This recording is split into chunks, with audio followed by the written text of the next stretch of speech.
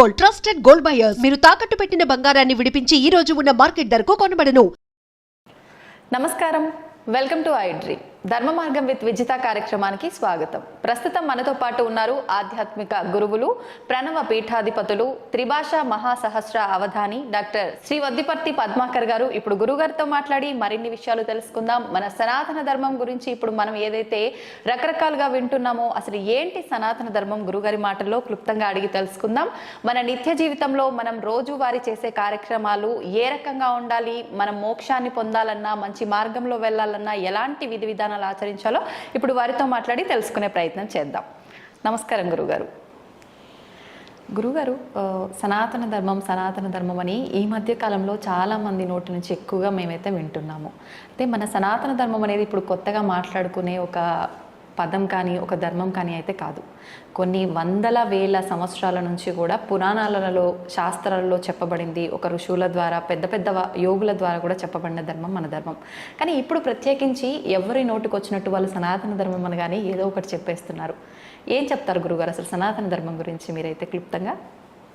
నమశివాభ్యాం నవయౌవనాభ్యాం పరస్పరాశ్లిష్టవపుర్ధరాభ్యాం నగేంద్రకన్యా వృషకేతనాభ్యాం నమో నమ శంకర పార్వతీభ్యాం అని పార్వతీ పరమేశ్వరులకు ముందుగా నమస్కారం చేసుకుందాం. ఎందుకంటే సనాతన దంపతులు అనే పేరు ముందు వాళ్ళకే ఉన్నది. పురాణములలో ముఖ్యంగా పోతన గారు లాంటి వాళ్ళు ఆది దంపతులు, పురాణ దంపతులు, సనాతన దంపతులు అని వాళ్ళని వర్ణించారు. వ్యాసుడైతే ఇంచుమించుగా అన్నిట్లో కూడా సనాతన దంపతులు అని వాళ్ళనే అన్నాడు. ఎందుకంటే సనాతనం అంటున్న దానికి అర్థం చాలా విశేషమైనదైనా క్లుప్తంగా చెప్పుకుందాం. అలాగే గురుగారు. సృష్టి ప్రారంభమైనప్పుడు మొట్టమొదటిగా వచ్చిన ధర్మాన్ని సనాతన ధర్మం అంటారు. అంటే ఎప్పటిదో ప్రాచీనం, కానీ ఎప్పటికీ అందరికీ పనికి వస్తుంది. అవును. ఇప్పుడు మీ ఇంగ్లీష్లో చెప్పాలంటే ది ఓల్డెస్ట్, కానీ ఎప్పుడు అది అందరికీ పనికి వస్తుంది కనుక దాన్ని సనాతనం అన్నారు. ఎవర్ గ్రీన్ అదనమాట. ఇప్పుడు ఉదాహరణకి నాయన ప్రతిరోజు హాయిగా రాత్రి 10 గంటలకల్లా పడుకుని, తొందరగా పడుకుని తెల్లవారుజామున లే, దీనివల్ల నీ ఆరోగ్యం బాగుంటుందన్నారు. ఇప్పటికీ అది చేసిన వాళ్ళు ఆరోగ్యంగా ఉంటున్నారా లేదా? ఉంటున్నారు గురుగారు. రాత్రి 1 గంట దాకా వాట్సాప్లు చూసుకుని, అత్తవా పెంట మీద చెత్తవా అనే సీరియల్స్ చూసుకుని 1 గంటకో 2 పడుకుని ఉదయం 10కి లేచిన వాళ్ళందరికీ ముందు మూత్రపిండాల సమస్య, ఆ తర్వాత కాలేయం అంటే లివర్ సమస్య, అజీర్ణ వ్యాధులు, వాయు ప్రకోపనాలు అంటే గ్యాస్ ట్రబుల్స్, ఇవన్నీ వస్తున్నాయి లేవా? అవును గురుగారు. అదే చూడండి, పూర్వకాలంలో అందరూ హాయిగా 10 గంటల్లో పడుకునేవారు, తిన్నది అరిగేది, ప్రొద్దున లేచేవారు, వ్యాయామం చేసేవారు, దానివల్ల ఆరోగ్యంగా ఉన్నారు. ఇదే సనాతన ధర్మం. ఆనాడు నాయన పెందరాళ్ళే పడుకోంది. సూర్యోదయ సమయానికల్లా స్నానం పూర్తి చేసుకుని సూర్యుడికి ఎదురుగుండా నిలబడి అర్ఘ్యప్రదానం చెయ్యి, దానివల్ల ఆరోగ్యం అన్నారు. ఇప్పటికి కూడా మెడికల్ సైన్సెస్, అమెరికాలో ఉన్నటువంటి వాళ్ళు, ఆస్ట్రేలియా ఉన్నటువంటి వాళ్ళు ఏమని పరిశోధన చేశారు తెలిసిన? స్నానం చేసి తడి శరీరంతో సూర్యుడికి ఎదురుగుండా నిలబడితే డి విటమిన్ లోపలికి వెడుతుంది. అందుకే బహుశా భారతీయులు సంధ్యా సమయంలో ఎదురుగుండా నిలబడండి, స్నానం చేయండి, అర్ఘ్యం ఇవ్వండి అన్నారు. పూర్వం ఏం చేసేవారు? సరిగ్గా సూర్యోదయ సమయానికల్లా గంగా నదికో, ఇంకో గోదావరికో, దగ్గరలో ఉన్న కాలువకో, చెరువుకో, నూతి దగ్గరకో వెళ్ళి స్నానం చేసేవారు. కొంచెం తడిగా ఉన్న శరీరంతో ఎదురుగుండా సూర్యుడికి నిలబడి చేతులతో అర్ఘ్యం ఇచ్చేవారు. అప్పుడు ఆ కిరణాలు శరీరంలో ప్రవేశించేవి, డి విటమిన్ చేరేది, దానివల్ల తెల్ల మచ్చలు వచ్చేవి కావు. ఇలా మనిషి ఆరోగ్యంగా ఉండడానికి, మనస్సు ఆరోగ్యంగా ఉండడం కోసం అనేకములైన ధర్మములను మన పెద్దలు చెప్పారు. ఆ పెద్దల నుంచి వచ్చిన ఎల్లప్పుడూ పనికి వచ్చేటటువంటి ధర్మములను సనాతనము అంటారు. అందుకే భగవద్గీతలో కూడా ఏష ధర్మ సనాతన, నాయన ఎప్పటి నుంచో ఎప్పటిదాకా అందరికీ పనికొచ్చేటటువంటి ఇదే సనాతన ధర్మము అన్నాడు. అయితే గురువుగారు, ఇప్పుడు ఇంత గొప్పనైన ధర్మము మనం ప్రతినిత్యం ఏం చేయాలో కూడా మన పెద్దవాళ్ళు క్లియర్గా చెప్పారు. కానీ ఈ తరం వాళ్ళ విషయానికి వచ్చి, అంటే మనం ఇంట్లో ఏది ఆచరిస్తే అది ఆచరించడం అలవాటైపోతుంది కదా. మరి పెద్దవాళ్ళు ఆచరిస్తున్నారు, కానీ ఇప్పుడు మా తరం వాళ్ళకి వచ్చేసరికి ఆ ఆచరణ అనేది చాలా వరకు తగ్గిపోయింది. ఎందుకని అంటారు? దీనికి గల కారణం మీ దగ్గర నుంచి వచ్చేసి సమాధానం. మీ పెద్దల్లోనే కొంత లోపం ఉంది. అవునా? మన పెద్దలు, మా నాన్నగారు ఉన్నారు, ఆయన సంస్కృతం వారణాసిలో చదువుకున్నారు, 8 భాషలు చదువుకున్నారు. ఆయన వేళకి స్నానం చేశారు, నడిచారు. ఆయన 86 ఏళ్ళు నిండాక శరీరం విడిచిపెట్టేదాకా ఆరోగ్యంగా ఉన్నారు. ఆయనకి అసలు శరీరంలో ఏ అనారోగ్యం లేదు. చివరిలో పోయే ముందు ఒక రోజు 2 రోజులు రావడం వేరు. మా అమ్మ 86 ఏళ్ళు దాటి బతికింది.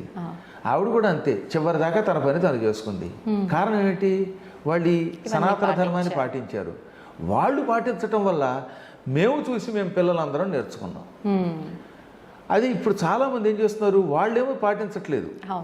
కాలక్షేపం కోసం ఎంతసేపు పనికిమాలిన సీరియల్స్, ఏవో పనికిమాలిన కబుర్లు, లేకపోతే 24 గంటల న్యూస్లు ఉంటాయి కదా, అందులో అందరినీ బండబూతులు తిట్టడమే.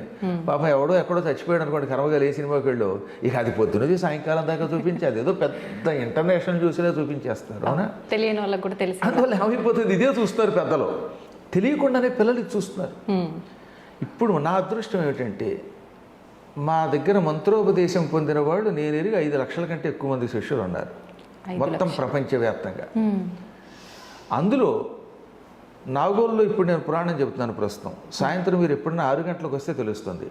పురాణానికి వచ్చే వాళ్ళలో సగం మంది కుర్రవాళ్ళే, ఆడవాళ్ళైనా మగవాళ్ళైనా, 30 ఏళ్ళ లోపు వాళ్ళు. ఎంతంత పిల్లలు కూడా కావాలంటే ఒకసారి యూట్యూబ్లో మా దాంట్లో పనిచేస్తే సాయంత్రం అయ్యాక చివరిలో చూడండి, జై శ్రీరామ్ అంటున్నారు పిల్లలు. వాళ్ళు బొట్టు పెట్టుకుంటున్నారు, అనేక రకాలుగా మళ్ళీ ఈ ధర్మాన్ని ఆచరిస్తున్నారు. కారణం ఏమిటి? నా పురాణానికి వచ్చేటటువంటి వాళ్ళు యువకులు అవ్వడం వల్ల ఆ యువకుల యొక్క పిల్లలు ఈ సనాతన ధర్మం పాటిస్తున్నారు. పెద్దలు చిన్నప్పటి నుంచి అలవాటు చేయాలండి. నేను రోజు సిగరెట్ కాల్చి పిల్లలారా మీరు సిగరెట్ కాల్చొద్దంటే వాడు ఎందుకు అంటాడు? మా నాన్న కాల్చాడు నేను కాలుస్తానంటాడు. వాడు దొంగ అయితే వీడు దొంగ అవుతాడు. కాబట్టి కొంత మన పెద్దలు మారాలి. మారకపోతే వచ్చే ప్రమాదం ఇప్పుడు తెలుస్తుంది కూడా. అందులో ముఖ్యంగా మన దేశం కంటే విదేశాల్లో బాగా తెలుస్తుంది. ఇప్పుడు బంగ్లాదేశ్లో హిందువులు అందరూ ఎందుకు ఏకమయ్యారు అనుకుంటారు? ప్రాణం మీదకి వచ్చింది కనుక. ఇంకా మీకు ప్రాణం మీదకి రాలేదు కనుక అంతలా ఏకం అవ్వట్లేదు. కానీ పూర్వంతో పోలిస్తే కొంచెం మారుతున్నారు, మారతారని నాకు నమ్మకం ఉంది. ఎప్పటికైనా మన ధర్మం వల్ల లాభం ఏమిటి తెలిసిన? మన ధర్మం బ్రతుకు బ్రతకనియ్యి అంటుంది. ఇతరుల యొక్క ధర్మాలు అందరినీ చంపేయి అంటుంది. మన ధర్మం కాని వాడిని చంపేయి అంటుంది. అందుకే బంగ్లాదేశ్ పాడైపోయింది, పాకిస్తాన్ సర్వనాశనం అయిపోయింది, ఆఫ్ఘనిస్తాన్ దిక్కు లేకుండా ఉంది. ఇంకా దుబాయ్ ఎందుకు బాగుందంటే అంతో ఎంతో అన్ని మతాల వాళ్ళని వాళ్ళు విజిటింగ్ కోసం, వాళ్ళు బతకడం కోసం ఆహ్వానిస్తున్నారు. దుబాయ్లో సుఖం ఉందండి. ఏంటండి దుబాయ్లో నేను ఇప్పుడు ఇలా పంచి కట్టుకెళ్ళి నన్ను ఏమన్నా అండం, నేను భాగవత సప్తాహం చేయగలుగుతున్నాను ఇప్పుడు. అది కూడా ఇంకో అదృష్టం. నరేంద్ర మోడీ గారు వచ్చాక ఇవి జరిగింది. అంత పూర్వం మేము భయపడేవాళ్ళం. కానీ దానివల్ల ఏమవుతుందన్నమాట, ఇతర మతస్థుల యొక్క మతమును కొంచెము సహనంతో పాటించడం మొదలుపెట్టాక వాళ్ళ దేశం బాగుపడడం మొదలుపెట్టింది. కానీ పాకిస్తాన్లో మీరు పొరపాటున ఈ కాషాయ వస్త్రంతో పెడితే వాడికి పీక్ కోసేస్తున్నారు. ఈ అసహనం మన దేశంలో కూడా వస్తుంది. దానికి గల కారణం ఒక రాహుగ్రహం అనుకోండి. ఈ రాహుగ్రహం చాలా కాలం నుంచి ప్రధానమంత్రి అవ్వాలని కళ్ళగంటున్నా ఆ రాహుగ్రహం యొక్క అనుగ్రహం లేక ఎలాగో అవ్వలేడు. అందులో ఎందుకు చెప్తున్నానంటే సనాతన ధర్మాన్ని నిలబెట్టాలంటే, అంటే కాస్త మనుషులు బాగుండేలా చేయాలంటే కొద్దిగా పెద్దల్లో మార్పు రావాలి. గురుగారు, పెద్దల్లో మార్పు వచ్చి పెంపకం విషయంలో మార్పు వస్తే సరిపోతుందంటారా? అంటే మనకున్న ఇప్పటి విద్యాభ్యాసం మారాల్సిన అవసరం కూడా ఉందంటారా? మంచి మాట అడిగారు. ఎందుకంటే కేవలం నేను ఒక్కడిని చేస్తే మా పిల్లలంతా చేయాలని లేదు. బయట వాతావరణం కూడా ఉంటుంది కదా. అప్పుడు ఏమంటారు, బయట నువ్వు మడిగట్టు భోజనం చేస్తే మేము అలా తింటాం, బయట మేము మాత్రం పలవ తినకూడదు అంటారు. కాబట్టి బయట వాతావరణం కూడా మారాలి. మారాలంటే దానికి ముందు మాబోటి గురువులు ప్రయత్నించాలి. మేము కొంచెం జాగ్రత్తగా ఉండి ప్రజలలో ఇవాల్టి వాళ్ళ మీద వస్తున్నటువంటి అపప్రథలు లేకుండా చూసుకుని, అంటే మేము ముందు బాగుండాలి కదా. ప్రవాచకుల యొక్క మాటలు ఎఫెక్ట్ చాలా గ్యారంటీగా ఉంటుంది గురువుగారు. ఇప్పుడు మేము ఉపన్యాసం చెప్పామంటే మాకున్న ఫాలోవర్స్ మాకుంటారు. రాముడి భక్తులు రాముడికి ఉంటారు, రావణాసుడి భక్తులు ఉంటారు, అది వేరే విషయం. కానీ రాముడి భక్తుల్ని రాముడు బాగు చేయాలంటే రాముడు బాగుండాలి. కాబట్టి నేను జాగ్రత్తగా దొంగతనాలు లేకుండా, అసత్యాలు లేకుండా, దొంగ జ్యోతిష్యాలు చెప్పి ఇంకా పెళ్ళి అయ్యి అవ్వకుండా అనేవాడికి పెటాకులు వస్తాయని చెప్పి పిచ్చి మాటలు మాట్లాడకుండా ధర్మాన్ని పాటించి కొంచెం జాగ్రత్తగా చెబితే అప్పుడు చాలామంది మారతారు. ప్రపంచంలో సంఘంలో మార్పు వస్తే అందరిలో మార్పు వస్తుంది. ఇది ఒక్క రోజులు అవ్వదు, ప్రయత్నం చేయాలి, చేద్దాం. ఆశావదనం కదా మనం. అందుకనే కాళిదాసు గొప్ప మాట అన్నాడు, యత్నే కృతే యదిన సిద్ధ్యతి కోత్రదోష. అంటే ముందు నువ్వు ప్రయత్నించు, ప్రయత్నించినప్పటికీ అందులో విజయం లభించకపోతే నీ తప్పు లేదు, నువ్వు ప్రయత్నించావు. ఫలితం తర్వాత సంగతి చూద్దాం. ముందు నువ్వు ప్రయత్నించి ఎవడో ఒకడు ప్రయత్నించాలి. అందులో ముందు మనం ప్రయత్నిద్దాం. నేను, మా ఇల్లాలు, మా పిల్లలు, అలాగే మీరు, మీ పిల్లలు ఇలా చేయగా మారిపోతారండి గ్యారంటీగా. ఒకప్పటి రోజుల్లో మేము అమెరికా 2006లో వెళ్ళాను మొదటిసారిగా. అంటే 18 ఏళ్ళు పూర్తి, అప్పుడే 1907. 18 సార్లు ఇప్పటికి వెళ్ళాను నేను.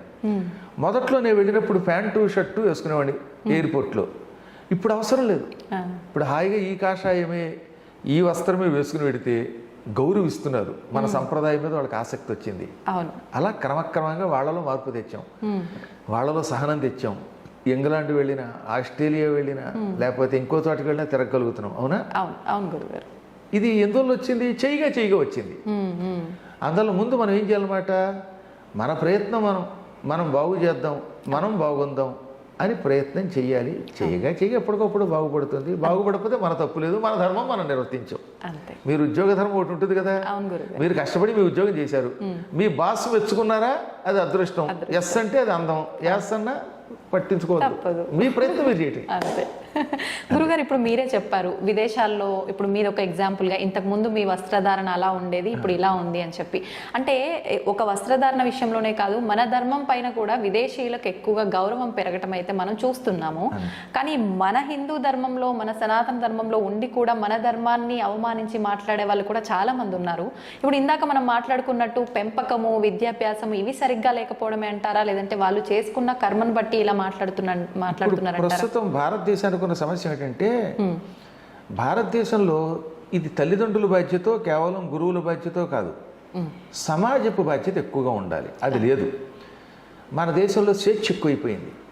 70 ఏళ్లుగా కొన్ని దరిద్రపు పార్టీలు పరిపాలన చేసి ఈ దేశాన్ని పాడు చేసేసి, దీనివల్ల ఏమైపోయింది? ముఖ్యంగా ఓ పక్కన లౌకికవాదం అనే పేరుతోటి ఇతర మతస్థుల్ని సమర్థించి మనల్ని నాశనం చేసేవాడు కొందరు, ఈ నికృష్టపు కమ్యూనిస్టులు కొంతమంది, ఏదో లేకపోతే ఆ వాదం ఈ వాదం అనేవాళ్ళు, ఇటువంటి వాళ్ళు ఎక్కువైపోయారు. విదేశాల్లో అది లేదండి. విదేశాల్లో ఉన్న సుఖం ఏంటంటే, ఏదైనా ఒక ధర్మంలోకి అడుగు పెట్టాక ఓహో దీనివల్ల మనకు లాభం ఉన్నదని వాళ్ళు తొందరగా కనిపెడుతున్నారు. ఫీనిక్స్ అని అరిజోనా స్టేట్లో అమెరికాలో ఒక నగరం ఉంది. అక్కడ నేను చాలా కాలం, ప్రతి సంవత్సరం అక్కడ ఒక 5 రోజులు 10 రోజులు పురాణం చెబుతాను. ఆ పురాణానికి ఒక ఆవిడ వచ్చేది. ఆవిడ బైబర్త్ అమెరికన్, అంటే అక్కడ సిటిజన్, వాళ్ళకి తెలుగు రాదు. ఆ తెల్ల ఆవిడకి అసలు తెలుగు రాదు, సంస్కృతం ఏమి రాదు. రోజు వచ్చి పురాణం వినేది. రవి గారు, ఆయన తోటపల్లి రవి, ఆయన ఒకప్పుడెప్పుడు అనంతపురం వాడు, ఇప్పుడు అక్కడ ఎప్పుడో సిటిజన్ అయిపోయారు. వాళ్ళంతా అక్కడే, వాళ్ళ పిల్లలు అక్కడే పుట్టి పెరుగుతున్నారు. అక్కడ వాళ్ళ ఇంట్లో జరిగేదనమాట. ఆవిడ ఏముందో తెలుసా, I don't know your language, but your expressions are very good. That impact is on me అంది ఆవిడ. అంటే కేవలం నన్ను చూస్తూ నా ముఖ కవళికలతో ఆవిడ మారుతుంది. ఆ తర్వాత ఇవాళ కొన్ని కొత్త సాధనాలు వచ్చాయి. మనం మాట్లాడుతూ ఉంటే ఆన్ ది స్పాట్ ట్రాన్స్లేట్ చేసి వినగలుగుతున్నారు వాళ్ళు చెవులో పెట్టుకుని. అప్పుడు ఆవిడకి అర్థమయ్యింది. ఇప్పుడు ఆవిడ చూపిస్తే మీకు ఆ ఫోటో ఆశ్చర్యపోతారు. ఆవిడ ఎంత విభూతి పెట్టుకుని, ఎంత బొట్టు పెట్టుకుని అంటే, ఆహా, అసలే సహజంగా వాళ్ళు తెల్లగా ఉంటారు. ఆ చీర అవి కట్టుకుని ఎంత ముచ్చటగా ఉంటున్నారు. నిజంగానే. అలాగే సిన్సినాటి అంటే కొలంబస్ అనే పేరున్నారుగా, ఆ కొలంబస్కు దగ్గరలో ఉంటుంది. ఆ స్టేట్ని ఒహాయో అంటారు. అక్కడ ఒక ఆయన ఉన్నాడు. అసలు అలాంటి వాళ్ళందరినీ మీకు చూపించాలన్నమాట. వాళ్ళందరూ మన ధర్మంలోకి వచ్చారు. వాళ్ళు ఏమంటున్నారో తెలిసినా, ఏళ్ల తరబడి మేము అనేక మతాల్లో తిరిగాం, కానీ మన హైందవ ధర్మం వల్ల వచ్చిన ప్రశాంతి, ఇందులో ఉన్నంత సహనం, ఇందులో ఉన్నంత ఆనందం, ఈ నియమాల వల్ల వచ్చే ఆరోగ్యం ఎక్కడ లేదంటున్నారు. అక్కడ ఈ లౌకికవాదాలు, ఈ పిచ్చివాదాలు తక్కువ. వాళ్ళు నిజం ఉంటే ఒప్పుకుంటారు, నిజాయితీ. కాబట్టి అక్కడ బాగా వ్యాప్తి చెందుతోంది. అక్కడ ఇష్కాన్ అద్భుతంగా ఉంది, శివాలయాలు బాగున్నాయి. నాకు చాలా ఇష్టం. మా తండ్రి, తల్లి, గురువు దైవంగానే భావించేది గణపతి సచ్చిదానంద స్వామి వారిని. మా స్వామీజీ యొక్క ఆశ్రమాలు ఎన్నున్నాయో అక్కడ. టెక్సాస్లో, డాలస్లో స్వామీజీ కార్యసిద్ధి హనుమంతుడి గుడి కట్టించారు. ఒక 25 ఎకరాల స్థలంలో ఉంటుంది. ఇప్పుడేమో హ్యూస్టన్లో కడుతున్నారు. ఆ చికాగోలో ఉంది. మేరీల్యాండ్ అంటే వాషింగ్టన్ DC దగ్గర ఉంటుంది. ఇది అమెరికా రాజధాని వాషింగ్టన్ కదా, దానికి పక్కన. ఈ ప్రాంతాల్లో వారి గుడులలో ఎంతమంది తెల్లవాళ్ళు ఉన్నారో తెలిసిన. ఆ విధంగా ఏమవుతుందనమాట, ఈ పిచ్చి లౌకికవాదం అనే పేరుతో మన ధర్మాన్ని నడిచేవాళ్ళు లేరు. వాళ్ళు బాగా పెంచుతున్నారు. కొంతకాలానికమ్మా నేను నిజం చెబుతున్నాను, ఇంకో 25 ఏళ్ళు ఇలా జరిగితే అమెరికా పూర్తిగా ఒకానొకప్పుడు భారతదేశం అయిపోతుంది. ఎక్కడ చూసినా ఆలయాలే, ఎక్కడ చూసినా సనాతన ధర్మమే. ఏ వైపు చూసినా మనకంటే ఎక్కువగా కార్తీక మాస వ్రతాలు ఆచరిస్తున్నారు, దానాలు చేస్తున్నారు, ధర్మాలు చేస్తున్నారు, దీపాలు వెలిగిస్తున్నారు, ఇళ్లలో గుడి కింద మార్చేస్తున్నారు. కృష్ణ పద్మ గారిని ఒక ఆవిడ ఉన్నారు డాలస్లో, నాకు పరమ శిష్యురాలు. ఆవిడ ఇల్లు పూజా మందిరం చూస్తే మన అది చిక్కడపల్లి దగ్గర ఉన్నటువంటి గుడి అంత ఉంటుంది అక్కడ. ఆ ఇంటికి నా పేరే పెట్టేశారు, మా గోత్రం పేరు శ్రీవత్సనిలయమని పేరు పెట్టారు ఆవిడ. ఎంతంత బాగా తయారవుతున్నారో చూడండి. అలాగే ఇంగ్లాండ్లో అవధానం శ్రీనివాస్ గారు ఉన్నారు, డాక్టర్ గారు. వాళ్ళేం సామాన్యులు కదండి, ఇప్పుడు నేను చెప్పిన వాళ్ళంతా హై లెవెల్ డాక్టర్స్. శ్రీనివాస్ గారు వాళ్ళ ఆవిడ ఇంగ్లాండ్లో పేరు పోసిన ప్రఖ్యాతి చెందినటువంటి డాక్టర్లు. ఇప్పుడు ఆ ఇళ్లలోని పూజా మందిరంలో ఉన్నాయి. డాక్టర్ విజయ నిర్మల గారని ర్యాలీలో ఉన్నారు నార్త్ కెరోలినాలో. ఆవిడ పట్టుకుంటే $25,000 ఫీజు ఇవ్వగలిగేంత లెవెల్లో ఉన్నావిడ. ఆవిడ అంటే అంత బాగా వైద్యం చేస్తారు ఆవిడ. క్యాన్సర్ స్పెషలిస్ట్ కూడా పైగా. అసలు వాళ్ళ ఇల్లు ఒక ప్యాలెస్లో ఉంటుంది. ఆ డాక్టర్ గారు ఇల్లు చూడండి, ఆయన భార్య రోజు ఇంట్లో పూజా మందిరం పెట్టుకుంటే ఆ పూజా మందిరం మరొక గుళ్ళే కనపడుతుంది. ఇలా ఒకళ్ళు కదా చెప్పేది.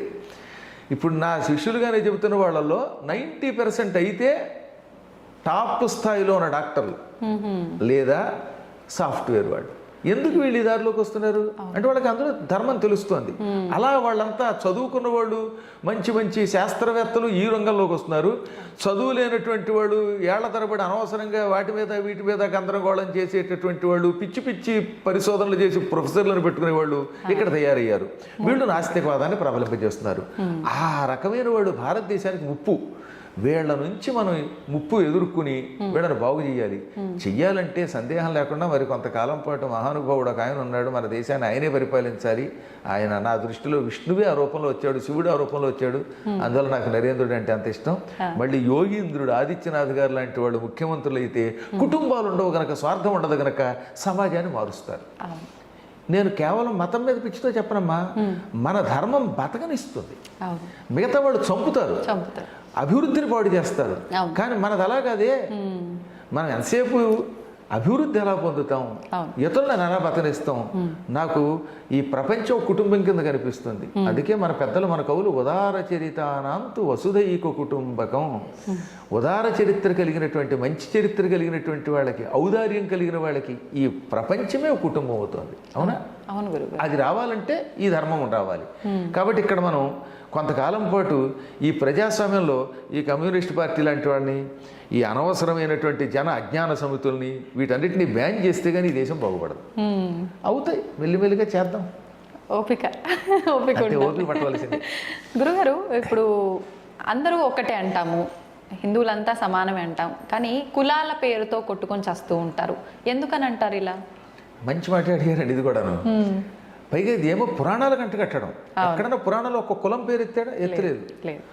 చాతుర్వర్ణం మయా సృష్టం గుణ కర్మ విభాగశ అని కృష్ణుడు భగవద్గీతలో చెప్పాడు. 4 వర్ణములున్నాయి. అవి పుట్టుకతో కాదు, గుణ కర్మ విభాగశ అంటే గుణములను కర్మములను బట్టి విభజింపబడ్డాయి. అంటే మీ గుణాన్ని బట్టి మీకు పేరు పెట్టారు. ఇప్పుడు మీరు కావాలంటే కాసేపు కొంతకాలం పాటు ఆహార నియమాలు పాటించి వేదం చదివితే మిమ్మల్ని బ్రాహ్మణుడు అంటారు. మీరు కత్తి పుచ్చుకుని యుద్ధానికి వెళ్ళి దుష్ట శిక్షణ చేసి ప్రజల్ని రక్షిస్తే అప్పుడు ఏమంటారు? క్షత్రియుడు అంటారు. క్షత్రియుడు అంటే అర్థం ఏంటి?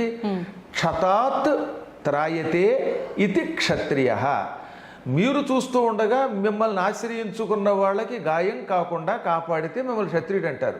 అంటే ఇప్పుడు ఉదాహరణకి మీరు రాణి రుద్రమదేవి అనుకోండి, కాసేపు మీ ప్రజలకి ఒక్క గాయం ఎంతో పుండవ్వకుండా, రక్తం కారకుండా మీరు కత్తిపుచ్చుకుని యుద్ధం చేసి ఆ శత్రువులు తప్ప వాళ్ళని రక్షిస్తున్నారు కనుక మిమ్మల్ని క్షత్రియుడు అన్నారు. పురుషుడు క్షత్రియుడు, క్షత్రియురాలును. అవునా? అలాగే గోవులను రక్షిస్తూ దాన ధర్మములు చేస్తూ వ్యాపారం చేస్తే వైశ్యుడు అన్నారు. అంటే నేను కూడా వ్యాపారం చేస్తే వైశ్యుడే, నేను కూడా గోవులు రక్షిస్తే. పంటలు పండించి భోజనం పెట్టి తన త్యాగంతో ఇంతమందిని బతికిస్తూ శూద్రుడు అన్నారు. అది దాని అంతరార్థం. అన్నం పెట్టి అన్నపూర్ణలా కాపాడేవాడు, కష్టపడి 10 మందిని బతికించేవాడు. కాబట్టి ఇప్పుడు ఇవాళ మనం అందరం అన్ని పనులు చేస్తున్నాం. కాబట్టి అందరం బ్రాహ్మణ క్షత్రియ వైశ్య శూద్రులమే. అలా కాకుండా ఏమైపోయింది క్రమక్రమంగా ముస్లిముల దండయాత్రలో ఈ కులాలు వచ్చాయి, అంత పూర్వం లేవు. గజనీ మహమ్మద్, గోరీ మహమ్మద్ ఇలాంటి వాళ్ళు దండయాత్రకు వచ్చినప్పుడు రక్షించుకోవడానికి గుంపులుగా ఏర్పడ్డారు. సంస్కృతంలో కులము అంటే ఒక గ్రూప్ ఆఫ్ అని అర్థం, అంటే గుంపు అని అర్థం. గోకులం అంటే అర్థం ఏంటి? గోవుల యొక్క సమూహం. వ్యాఘ్ర కులము అంటే పులుల యొక్క సమూహం. సింహ కులము మీరు ఎప్పుడో చూడండి, డిక్షనరీ చూడండి, కావాలంటే నా దగ్గరే ఉంటుంది సూర్యరాయందని గట్టు. కాబట్టి పులుల గుంపు. జనం గుంపుగా చేరి తమను తాము రక్షించుకోవడానికి ఈ పాపాత్ముల నుంచి ఒక సంఘంగా చేరారు. ఆ సంఘానికి క్రమంగా వాళ్ళే పేర్లు పెట్టేసుకున్నారు. ఆ పేర్లు క్రమంగా ఇప్పుడు వాళ్ళ కులాలుగా మారిపోయాయి. అవి ఏదో రక్షణ కోసం పెట్టుకున్న వాటిని బ్రిటిష్ వాళ్ళు కావాలని మనకి ఐకమత్యం లేకుండా చేసి తగాదా పడడానికి విభజించారు. ఇదంతా పూర్తిగా బ్రిటిష్ వాడి కుట్ర. ఇప్పుడు మీరు చదువుతున్న హిస్టరీ అంతా మోసం. ఈ మెకాలే లాంటి వాళ్ళు, మ్యాక్డొనాల్డ్ లాంటి వాళ్ళు, ఇలాంటి వాళ్ళంతా కలిసి దీన్ని పాడు చేస్తే నెహ్రూ గారు దీన్ని ఇంకా బాగా పాడు చేశాడు. ఆ రకంగా ఈ చరిత్రను వక్రీకరిస్తే ఇందులో పడిపోయి మనలో మనం కొట్టుకు తెచ్చిపోతున్నాం, ఎప్పటికీ విడిపోకుండా. నిజమునకు మన పురాణ శాస్త్రములలో వేదములలో కులములు లేవు. వృత్తి ధర్మములను బట్టి గుణములను బట్టి ఏర్పడిన వర్ణములు. ఈ వర్ణములు ఎవరైనా పొందవచ్చు అని చెప్పారు. అందుకే విశ్వామిత్రుడు క్షత్రియుడు ఏమయ్యాడు? బ్రహ్మర్షి అయ్యాడు. అరుంధతి ఏమైంది? ఎక్కడో చర్మకారుల యొక్క ఇంట్లో పుట్టినవాడు వశిష్ఠుడికి భార్య మనకి కులగురువు అయిపోయింది. ఇవాళ పెళ్ళయ్యాక మొట్టమొదటి చూసేది ఎవరిని? అరుంధతిని. లోపాముద్ర ఎవరు? అగస్త్యుడి భార్య, రాజుగారి కూతురు.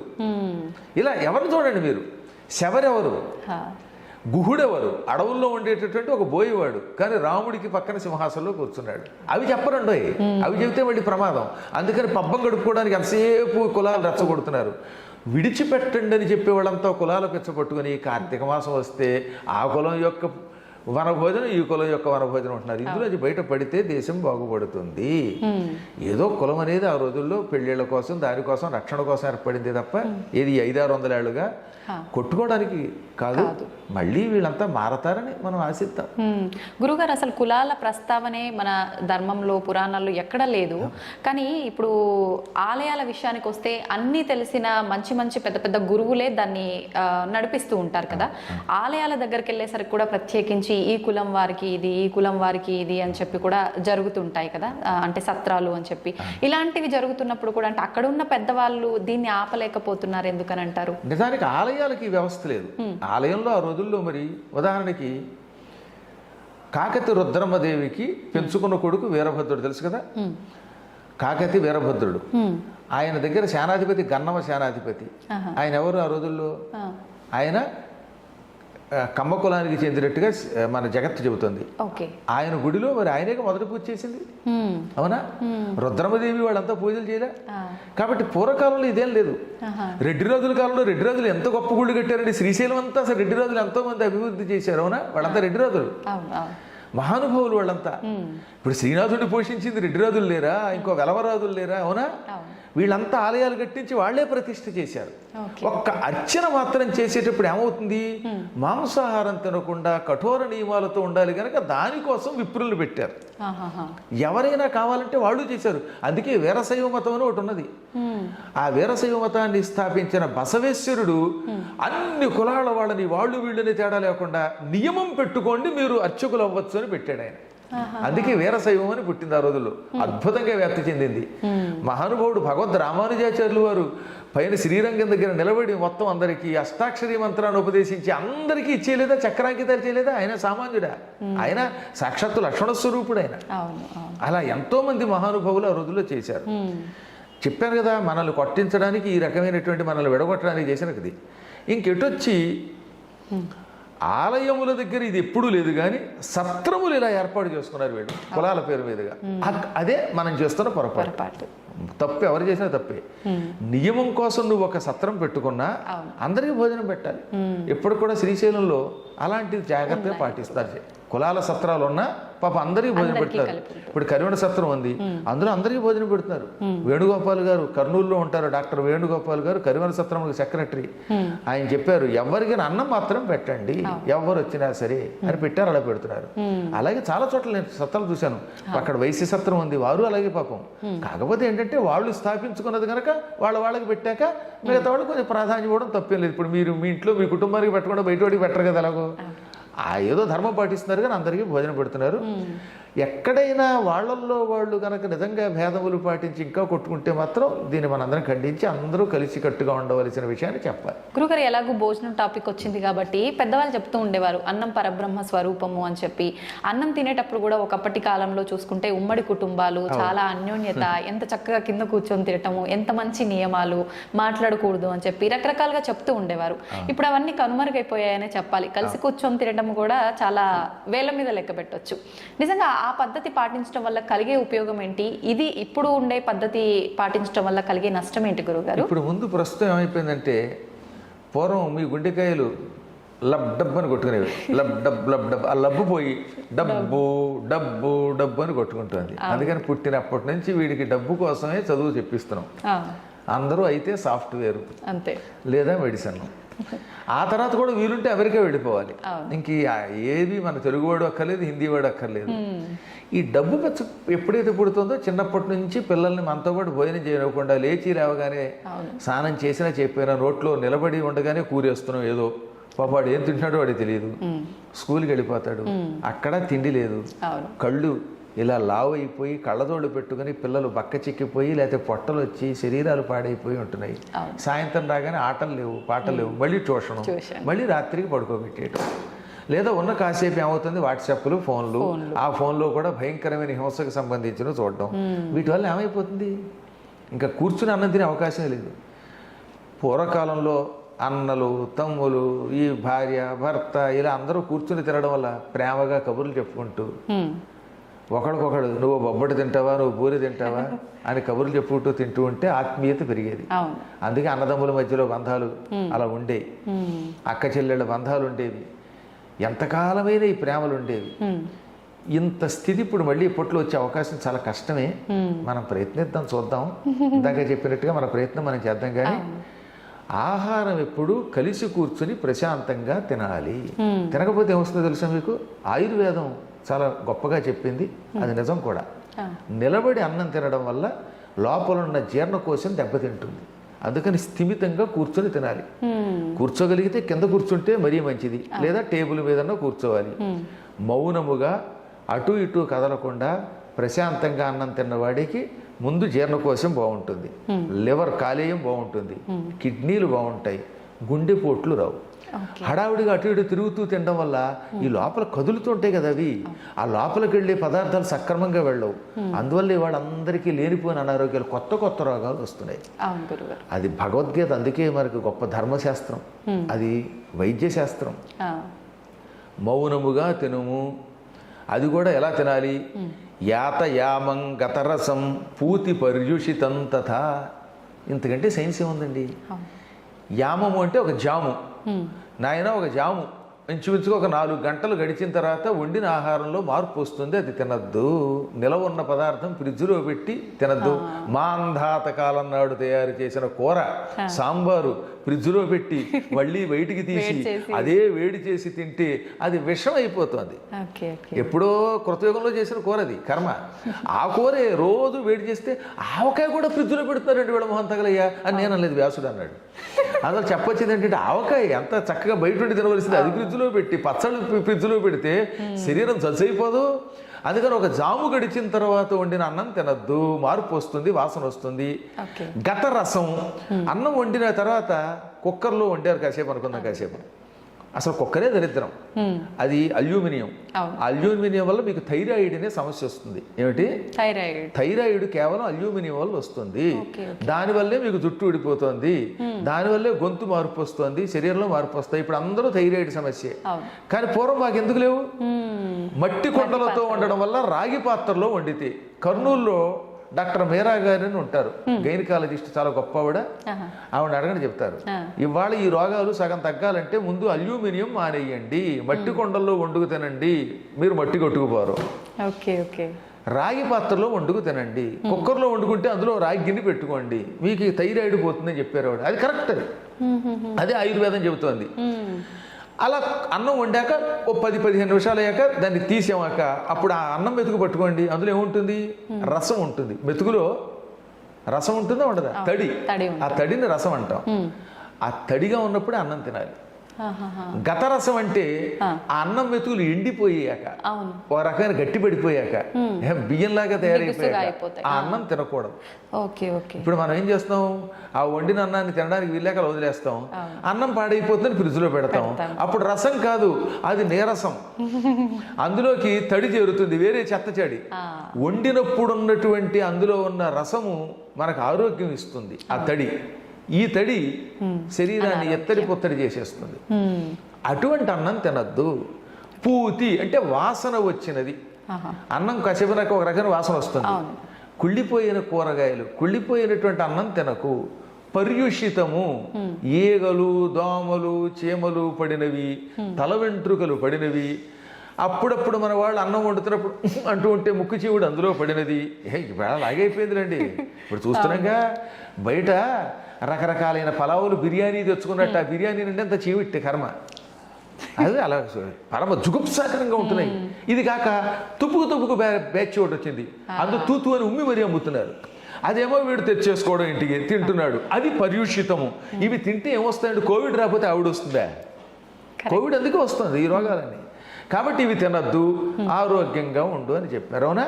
కాబట్టి ఈ విధంగా మనకి ఏమైనా ఎప్పటికప్పుడు మన ఆహార విషయాల్లో జాగ్రత్తగా ఉండండి, అందరూ కలిసి ఉండండి, కూర్చుని తినండి, మంచిగా మాట్లాడుతూ తినండి, ఆ శరీరంలో మనకి పనికొచ్చేవి తినండి. ఎక్కువ కారం తినద్దు. కటుహు అంటే కారము లేక కొంచెం ఘాటుగా ఉండే పదార్థాలు. కట్వామల లవణాత్యుష్ణ తీక్ష్ణ రోక్షణ విధాహిన, ఇదంతా భగవద్గీతలో కృష్ణుడు చెప్పాడు. ఎక్కువ కారము, బాగా పులుపు, బాగా తీపి, బాగా వేడి, డీప్ ఫ్రిడ్జ్లోంచి తీసినటువంటి ఐస్ క్రీములు, ఇవి తింటే గొంతుకులు పోతాయి, అనారోగ్యాలు వస్తాయి, ఇవి మంచివి కావు. దాహం తెచ్చిపెట్టే బజ్జీలు, ఈ మధ్యన వాళ్ళు ఎవరో తిన్నారటగా, అదేదో కొత్త రకమైన ఆహారం అమ్మేటవాడు బడ్డీ కొట్లో, అది తిన్నారట, చచ్చిపోయారు చాలా మంది. దానికి ఏదో పేరు కూడా పెట్టారు, దిక్కుమాల పేరు, కొత్త పేర్లు కూడా పెడతారు, ఎవరో పుట్టించకపోతే మాటలు ఎలా పడతాయని బాయాబదాల్లో చెప్పినట్టుగా. ఇవన్నీ అనారోగ్యాలు.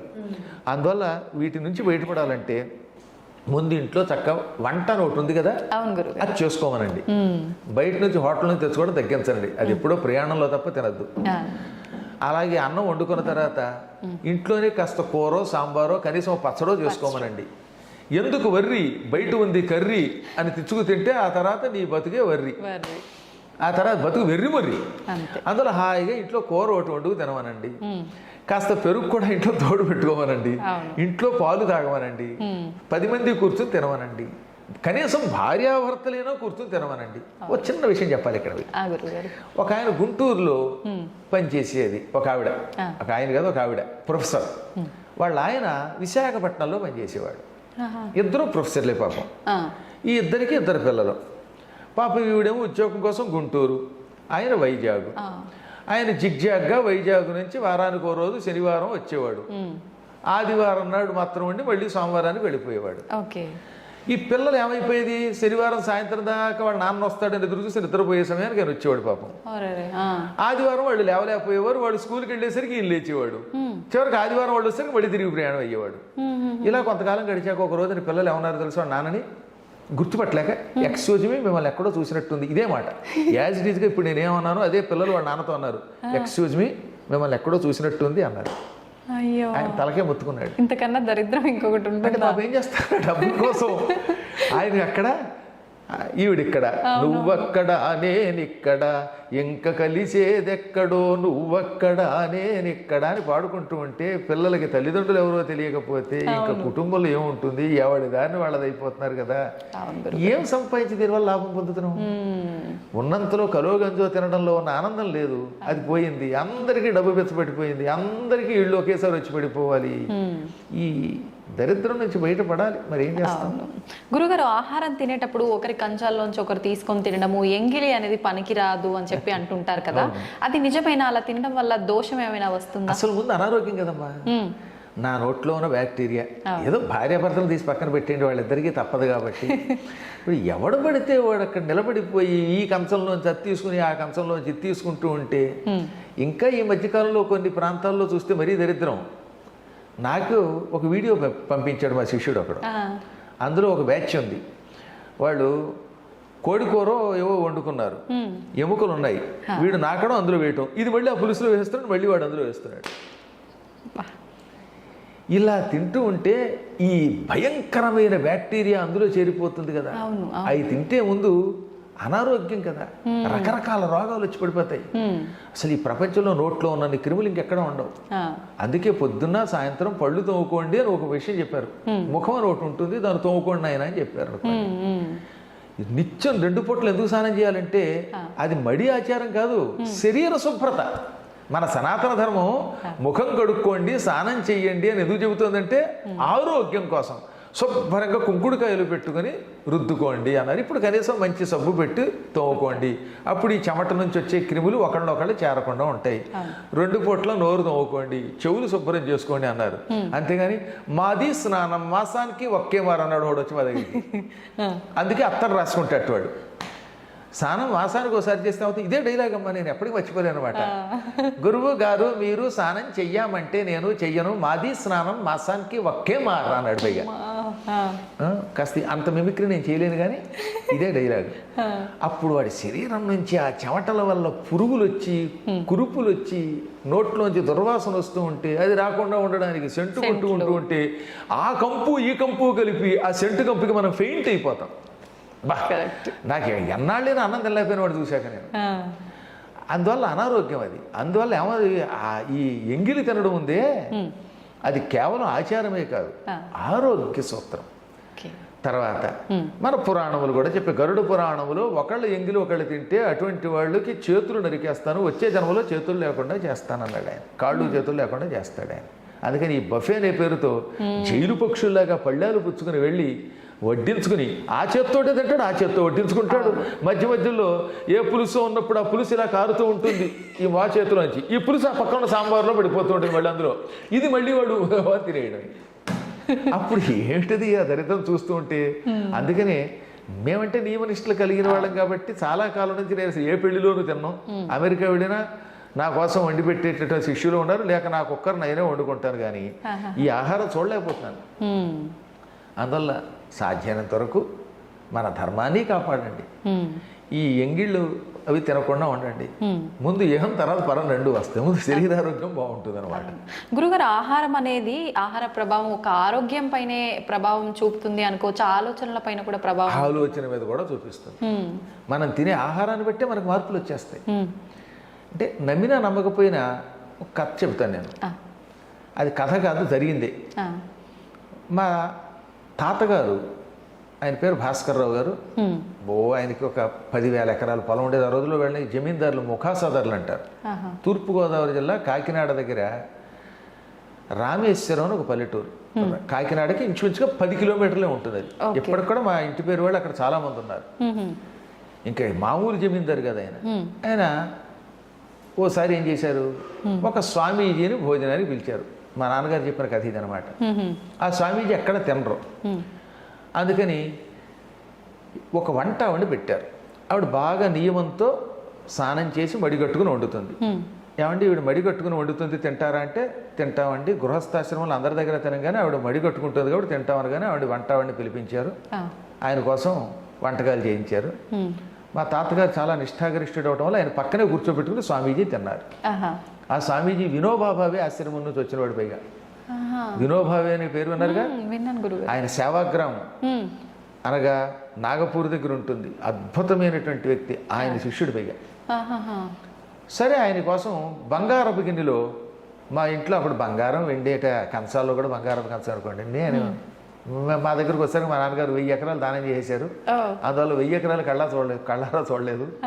నాకేదో 3.5 ఎకరాల పొలం నేను కొనుక్కున్నదిలేండి నా చిన్నప్పుడు. కానీ కాబట్టి 1000 ఎకరాల పొలం ఎలా ఉంటుందో ఒకసారి నాకు చూడాలని మళ్ళీ. కానీ ఆ రోజుల్లో మా తాతగారి దగ్గర ఉండేది. ఆ బంగారపు గిన్నెలో పాయసం పెట్టారు. అది తిన్నాడండి ఆయన. ఆయన తినగానే ఈ బంగారపు గిన్నె తెలియకుండా కొట్టేసి, అంటే దొంగతనం చేసి జోలిలో పెట్టుకుందాం అనిపించింది ఆయనకి, ఈ స్వామీజీకి.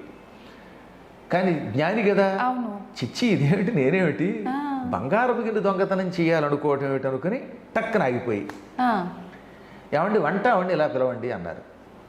వంట ఆవిడ వచ్చింది. అమ్మ నేనేమి అన్నో ఆశీర్వదిస్తాను, ఈ పాయసం వండుతున్నప్పుడు ఏమనుకుంటూ వండావు అని అడిగాడు ఆయన. ఆవిడ వెంటనే ఈ ఇంట్లోకి వచ్చిన దగ్గర నుంచి బంగారపు గిన్నెలు వెండి గిన్నెలు బాగా కనపడ్డాయండి, అందుకని బంగారపు గిన్నె రహస్యంగా పట్టుకుపోదాం, ఒక కంచం పట్టుకుపోదాం. ఇన్ని కంచాల మీద ఆయనకి లెక్క తెలియదు ఈ భాస్కర్రావు గారికి అనుకుంటూ పాయసం వండినంతసేపు ఇదే ఆలోచనతో వండిందిట. బంగారమును దొంగతనం చేద్దాం అనుకుంటూ ఆ పాయసం ఆయన కొట్టించింది. ఇప్పుడు స్వామీజీ ఏమన్నారో తెలుసా, చూసావా నువ్వు ఆ పాయసం వండుతున్నంతసేపు బంగారం దొంగతనం చేద్దాం అని వండడం వల్ల ఆ ఆహారానికి ఆ దొంగ బుద్ధి వచ్చేసింది. అది తినగానే నా వంటి సన్యాసికి కూడా దొంగతనం చేయాలనిపించింది. అందువల్ల ఆహారం వండేటప్పుడు పవిత్రంగా వండాలి. ఆ ఎఫెక్ట్ ఉంటుందమ్మా, ఆలోచన తరంగాలు. ఇది కూడా ఒక సైన్సే, అది తెలియదు. కానీ ఈ నాస్తికులకి, ఈ మూర్ఖులు ఉంటారే అజ్ఞాన సముద్రులకి, వాళ్ళకి తెలియదు. అది మేమంటే అనుభవించి చెబుతున్నాం. అందువల్ల నేనేమో ఓ పాట రాశాను అప్పట్లో. ఏమని? తింటూ రామయ్యను తినకున్న రామయ్యను తినిపిస్తూ రామయ్యను రామ్ రామ్ రామ్, వండుతూ రామయ్యను వండిస్తూ రామయ్యను వండకున్న రామయ్యను రామ్ రామ్ రామ్, రామ రామ రామ రామ రామ రామ రామ రామ రామ రామ్ రామ్ రామ్. ఇలా ఏ పని చేసినా, తింటున్నా తినిపిస్తున్నా, తినకున్నా, వండుతున్నా వండిస్తున్నా, వండకున్నా, నడుస్తున్నా నడిపించకున్నా, సర్వకాల సర్వావస్థల్లో రామ అనుకుంటే ఈ ఆహారం మీద ఎఫెక్ట్ ఉంటుంది. ఇప్పుడు ఎక్కడో పనికి వాళ్ళ చోట తిన్నాం, ఏ హోటల్లోనో, ఆ హోటల్లో వండుతున్నంతసేపు వాడు పక్క వాడిని పొడి చేద్దాం, లేకపోతే యజమాని గారి దగ్గర డబ్బు దొబ్బేద్దాం అనుకుంటూ వండితే ఈ తిన్నవాడికి బుద్ధులు వస్తున్నాయి. అందుకే ఇంత మంచి యాంకర్ అయిన మీరు కూడా అక్కడ తినొచ్చి నన్ను ప్రశ్న అడిగితే కత్తితో పద్మాకర్ గారు మిమ్మల్ని పొడి చేస్తానడచ్చు. అదృష్టవశాత్తు మీరు అక్కడ తినకుండా వచ్చారు కాబట్టి మీరు నేను కూడా బతికాం. కాబట్టి ఆహారం మీద ఆ ప్రభావం ఉంటుంది కనుక సరి అయిన వాడు వండాలి. సరి అయిన వాడు వండితే ఏదైనా ఉంటుందండి. శబరి ఉంది, ఆవిడ రామభక్తురాలు, అందుకే ఆవిడ చేతి ఆహారం తిన్నటువంటి వాళ్ళందరికీ రామనామస్మరణ వచ్చింది. అందువల్ల ఎప్పుడు మనం తినే ఆహారం యొక్క ప్రభావం మన ఆలోచనల మీద ఉంటుంది. నిత్యం హింసతో క్రూరమైన ఆహారం తింటున్నారు కాబట్టి గోమాంసం తినేటటువంటి వాళ్ళ యొక్క ఆ వంశాలన్నీ ఆవులు చంపడానికి, హత్యలకి ముందుకు వస్తున్నారు. కారణం అది. అందుకని గోవుని తినద్దు అన్నారు మన పెద్దలు. గురుగారు గోవు అన్నారు కదా, మాంసాహారం. ఇప్పుడు మాంసాహారం తినకూడదు అని చెప్పి అంటుంటారు, కానీ ఏ శాస్త్రంలో తినకూడదని లేదు. ఒక్కొక్క వర్ణానికి ఒక్కొక్క దానికి అలా డిసైడ్ చేయబడింది, తిన్నా తప్పు లేదు అని. కానీ కొంతమందిలో ఒక సందేహం ఉంటుంది. ఆధ్యాత్మికంగా చాలా చక్కగా దగ్గరగా ఉంటారు ఆధ్యాత్మిక భావనకి, కానీ మేము మాంసాహారం తింటున్నాము, మరి మాకు వాళ్ళకి తేడా ఉందా, వాళ్ళు చేసే పూజలు ఫలిస్తాయేమో, మా పూజలు ఫలించవేమో, మా సైడ్ నుంచి ఒక లోపం ఉందేమో అని ఆలోచించే వాళ్ళు కూడా ఉంటారు. అలా ఏమైనా ఉంటుందంటే రెండు చెప్పారండి ఇక్కడ. తినగలిగితే సాత్వికాహారం తిని అర్చన చేయండి, అదేం కాదనండల్లా. కానీ అందరూ తినలేరు. చిన్నప్పటి నుంచి వారి వారి యొక్క వంశాచారాలు ఏవో. నువ్వు ఏమి తింటున్నది పరమాత్మునికి సమర్పిస్తే ఏ దోషము రాదు. ఏ పూర్వకాలంలో మరి అడవుల్లో బోయేవాళ్ళు లేరు, వాళ్ళు నిరంతరం శివనామస్మరణం చేసి తిన్నారు కాబట్టి వాళ్ళకి దోషం లేదు. వాళ్ళు అంత భక్తి పరాకాష్ఠకి వెళ్ళాలి. తర్వాత జపతపాలు చేసే కాలంలో కొన్ని నియమాలు ఉంటాయి. ఇప్పుడు కార్తీక మాసమనో లేకపోతే ఒక యజ్ఞం చేశారు, ఓ శివరాత్రనో, అటువంటిప్పుడు మాత్రం ఆహార నియమం పాటించండి. మిగతా రోజుల్లో నేనైతే శాకాహారిని కాబట్టి శాకాహారం తినండి అని మీకు సలహా ఇస్తాను, అది వేరే విషయం. కానీ అలవాటు మానలేనటువంటి వాడు అది మానేయద్దు. వాడు తింటూ కూడా పరమాత్మను అర్చించండి, అర్చించి కూడా తరించవచ్చు. సందేహం లేకుండా భగవంతుడికి ఇవేం అక్కర్లా. కాబట్టి నా వ్యక్తిగతమైన అభిప్రాయం మీ మీద దొరుకుతున్నాం. అడవుల్లో ఎంతోమంది పోయేవాళ్ళు అలా చేసి తరించారు. భక్త కన్నప్ప ఉన్నాడు, మాంసము పెట్టాడు, కన్ను కూడా ఇచ్చాడు. నువ్వు ఆ స్థాయికి వెళ్ళాలి. కన్నప్పని నువ్వు ఆదర్శంగా తీసుకున్నప్పుడు పందిని కొట్టి మాంసం నైవేద్యం పెట్టాడే శివుడికి. రేపు పొద్దున శివుడికి కష్టం వస్తే కన్ను కూడా తీశాడు. నువ్వు కూడా ఉపాసన చేస్తున్నప్పుడు అంత స్థాయి భక్తుడు అదే నేను కోరేది. కానీ మన ధర్మాన్ని మాత్రం విడిచిపెట్టకు. హలాల్ అనే పేరుతో ఉన్నటువంటి అపవిత్ర ఆహారం తినకుండా నీకు తినాలనిపిస్తే ఏ అమ్మవారి దగ్గర చేసుకుని నీ భోజనం నువ్వు చెయ్యి, అంతే. అమ్మవారి దగ్గర అంటే అది బలి ఇవ్వటమే. ఆ బలిచ్చుకుని ఇప్పుడు ఎలాగో వాడు మాండవు. అవును, బయట ఎక్కడో బదులు ఇది అమ్మవారికి సమర్పణ చేసి తింటే కొంత నయ్యం కదా. అది ఏదైనా భగవంతునికి నివేదన చేస్తే అపవిత్రాహారం కూడా పవిత్రాహారం అవుతుంది కనుక అందుకని మన పెద్దలు అలా చెప్పారు. ఓకే ఓకే గురుగారు, ఇందాక మీరు అన్నారు రామ రామ అని చెప్పి ఒక పాట కూడా. అయితే మన పెద్దవాళ్ళు కూడా ఇంతకు ముందు కాలంలో, ఇంతకుముందు ఏంటి ఇప్పుడు కూడా పెద్దవాళ్ళు పడుకునేటప్పుడు లేసేటప్పుడు రామకృష్ణ రామకృష్ణ అని తలుస్తూనే ఉంటారు. నిజంగా రాముణ్ణి కృష్ణుణ్ణి తలవాలంటారా? ఎవరి ఇష్ట దైవాన్ని వాళ్ళు తలుచుకోవచ్చు అంటారా? ఏదో ఒక భగవన్నమ్మా, శివ శివ అని వాళ్ళు లేరు, హరహర మహాదేవ, కొంతమంది పురమహాదేవ మహాదేవ అనేవారు. అంటే ఎక్కువగా రాముణ్ణి కృష్ణుని ఎందుకు తలుచుకుంటామంటే ఇద్దరు అవతారమూర్తులే, శ్రీమన్నారాయణుడి యొక్క దివ్య అవతారాలు. అందులో రాముడు మర్యాద పురుషోత్తముడు. రామనామస్మరణం వల్ల రాముడు ఎలా నడుచుకున్నాడో అలా నడుచుకోవాలి. ఏకపత్ని వ్రతత్వము, మాట అంటే నిలబెట్టుకోవడము, శరణన్న వాళ్ళని రక్షించడము, టీవీగా రాజుగా పరిపాలించటము, ఎక్కడ పడితే అక్కడ పిచ్చివాగుడు వాక్కుండా గంభీరంగా పలకడము, ఇవన్నీ రాముడి లక్షణాలు. కాబట్టి రామనామస్మరణ వల్ల అవి నేర్చుకో. ఇక కృష్ణుడు సంపూర్ణ అవతారం. అది ఏ తే చాంశ కళాపుంస కృష్ణస్తు భగవాన్ స్వయం. భగవంతుడు 22 అవతారాలు ఎత్తినట్టుగా భాగవతంలో ఉంది. ఆ 22 అవతారాల్లో 21 అంశావతారాలు, ఒక్క కృష్ణావతారం పరిపూర్ణ అవతారం. ఆ పరిపూర్ణ అవతారంలో ఆయన చూపించిన మహిమలు ఇంకెవరూ చూపించలేదు. అన్నిటికీ మించి జగద్గురు ఆయన. భగవద్గీత మనకు అందించిన గురువు అండి ఆయన. ఇక గురువు అనే శబ్దంలో జగద్గురువు మొట్టమొదట ఆయనే. వసుదేవసుతం దేవం కంసచాణూరమర్దనం దేవకీ పరమానందం కృష్ణం వందే జగద్గురుం అని ఆయననే మనం జగద్గురువుగా కొలుస్తున్నాం. కాబట్టి అంతటి జగద్గురుడి నామాన్ని తలుచుకోవాలి. అందుకని రామ కృష్ణ అనుకుంటే అవతారములలో ఉన్న విశిష్ట లక్షణములు మనకి తెలుస్తాయి, ఆ కథలు తెలుస్తాయి. తద్వారా వాళ్ళలాగా మనం మారడానికి ప్రయత్నిస్తాం. పైగా ఈ నామములు ఇంకా తొందరగా రక్షిస్తాయి. రామనామానికి కృష్ణనామానికి ఉన్న శక్తి ఇంకంతా ఇంత కాదు, అనుభవించిన వాడికి తెలుస్తుంది. నేను తింటున్నా, తిరుగుతున్నా, నిద్రపోతున్నా కూడా లోపల లోపల ఆ నామం సాగుతూ ఉంటుంది. అలా సాగినప్పుడల్లా ఏదో తెలియని అలౌకిక ఆనందం పొందుతాను. అమ్మ నాకు నిజంగా రాముడు కృష్ణుడు రెండింటి గురించి ఎన్నో పురాణాలు చెప్పినా అసలు కృష్ణావతారం, ఆ కృష్ణుడి యొక్క లక్షణాలు తెలుసుకుంటే ఎంత ఉత్సాహం కలుగుతుందో తెలుసునా. భాగవతాన్ని ఇప్పటి వరకు 371 సప్తాహాలు చేశాను. సప్తాహం అంటే తెలుసు కదా, 7 రోజుల పాటు భాగవతాన్ని పారాయణం ప్రవచనం చేస్తూ ఉంటాం. ఇప్పుడు 371వ పారాయణ కింద జరుగుతుంది మీరు వచ్చే సమయానికి. ఇప్పుడు అలా 371 అంటే నా జీవితంలో ఎన్ని రోజులు గడిపుంటానో ఆలోచించండి. సంవత్సరానికి 52 ఎన్ని వారాలు మినిమం అనుకుందాం కనీసం. 371 అంటే నేను కనీసం ఒక 6-7 సంవత్సరములు దానికే వెచ్చించాను అనమాట. ఇందులో సప్తాహాలకి పురాణాలు పక్కన పెట్టండి అనమాట. అందులో నిత్యం కృష్ణుడిని తలుచుకోకుండా, కృష్ణుడి పాట పాడకుండా ఉండను. అందుకని మన పెద్దలు ఏమన్నారన్నమాట, అలా అనుకోమన్నారు. ఈ రామకృష్ణ అనుకోవడం కాకుండా అప్పుడు పాటలు కూడా పాడుకుంటే అసలు ఆ గానం వల్ల తొందరగా తరిస్తాం. కలియుగంలో కలవు సంకీర్తనాత్ ముక్తి.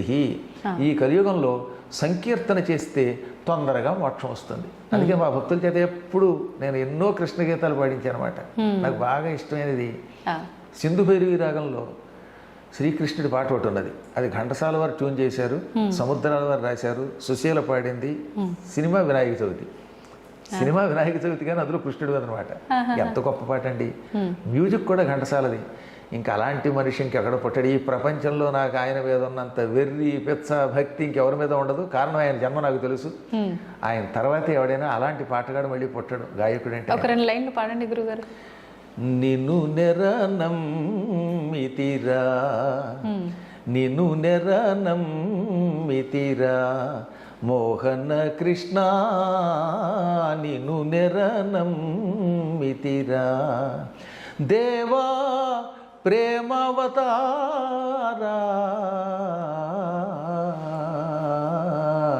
నిన్ను నెరనమ్మితిరా మోహన కృష్ణ, నిన్ను నెరనమ్మితిరా నీ పద చింతన మీరిన మంత్రము నీ పద చింతన, మీరిన మంత్రము నీ పద సేవకు మించిన పూజ.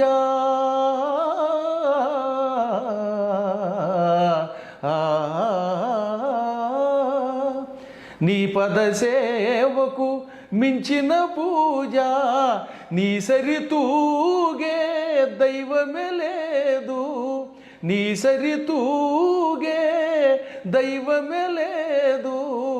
మోహన మురళీలోలా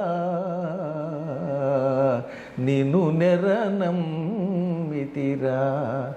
మోహన కృష్ణ నిన్ను నెరనమ్మితిరా. దేవా ప్రేమావతారా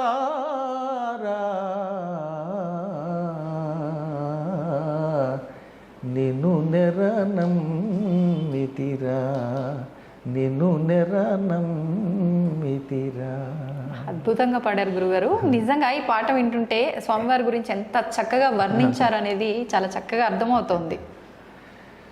అందువల్ల వీలున్నంత వరకు రామకృష్ణ అనుకుంటే హాయిగా సుఖంగా అంతే ఈ లోకంలో గడుపుతాం, అక్కడ గడుపుతాం. అదే నా విజయ రహస్యం.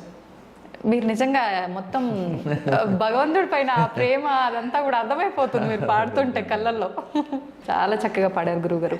అయితే గురుగారు, మనం టాపిక్లోకి వెళ్తే ఇప్పుడు భక్తి, మీరు ఇప్పుడు ఇంత ఇష్టంతో పాడారు. నిజంగా భగవంతుని గురించి పూజ చేయాలన్నా, మనం ఆధ్యాత్మికంగా ఆ వేలో వెళ్ళాలన్నా ఇలా పాటలు పాడితే సరిపోతుందా? కొంతమంది మాట్లాడుతుంటారు, మాట్లాడితే సరిపోతుందా? లేదు ఆడంబరంగా పూజలు చేస్తుంటారు, అలా పూజలు చేస్తే సరిపోతుందా? మీరు ఇందాక అన్నారు స్తోత్రాలు ఇలాంటివి అని చెప్పి, అలా చేస్తే సరిపోతుందా? లేదు ఇవన్నీ చేయాల్సిందేనా? ఇందులో ఏదో ఒక్కటి పట్టుకుంటే చాలు. ఒక చిన్న విషయం చెప్పాలి ఇక్కడ.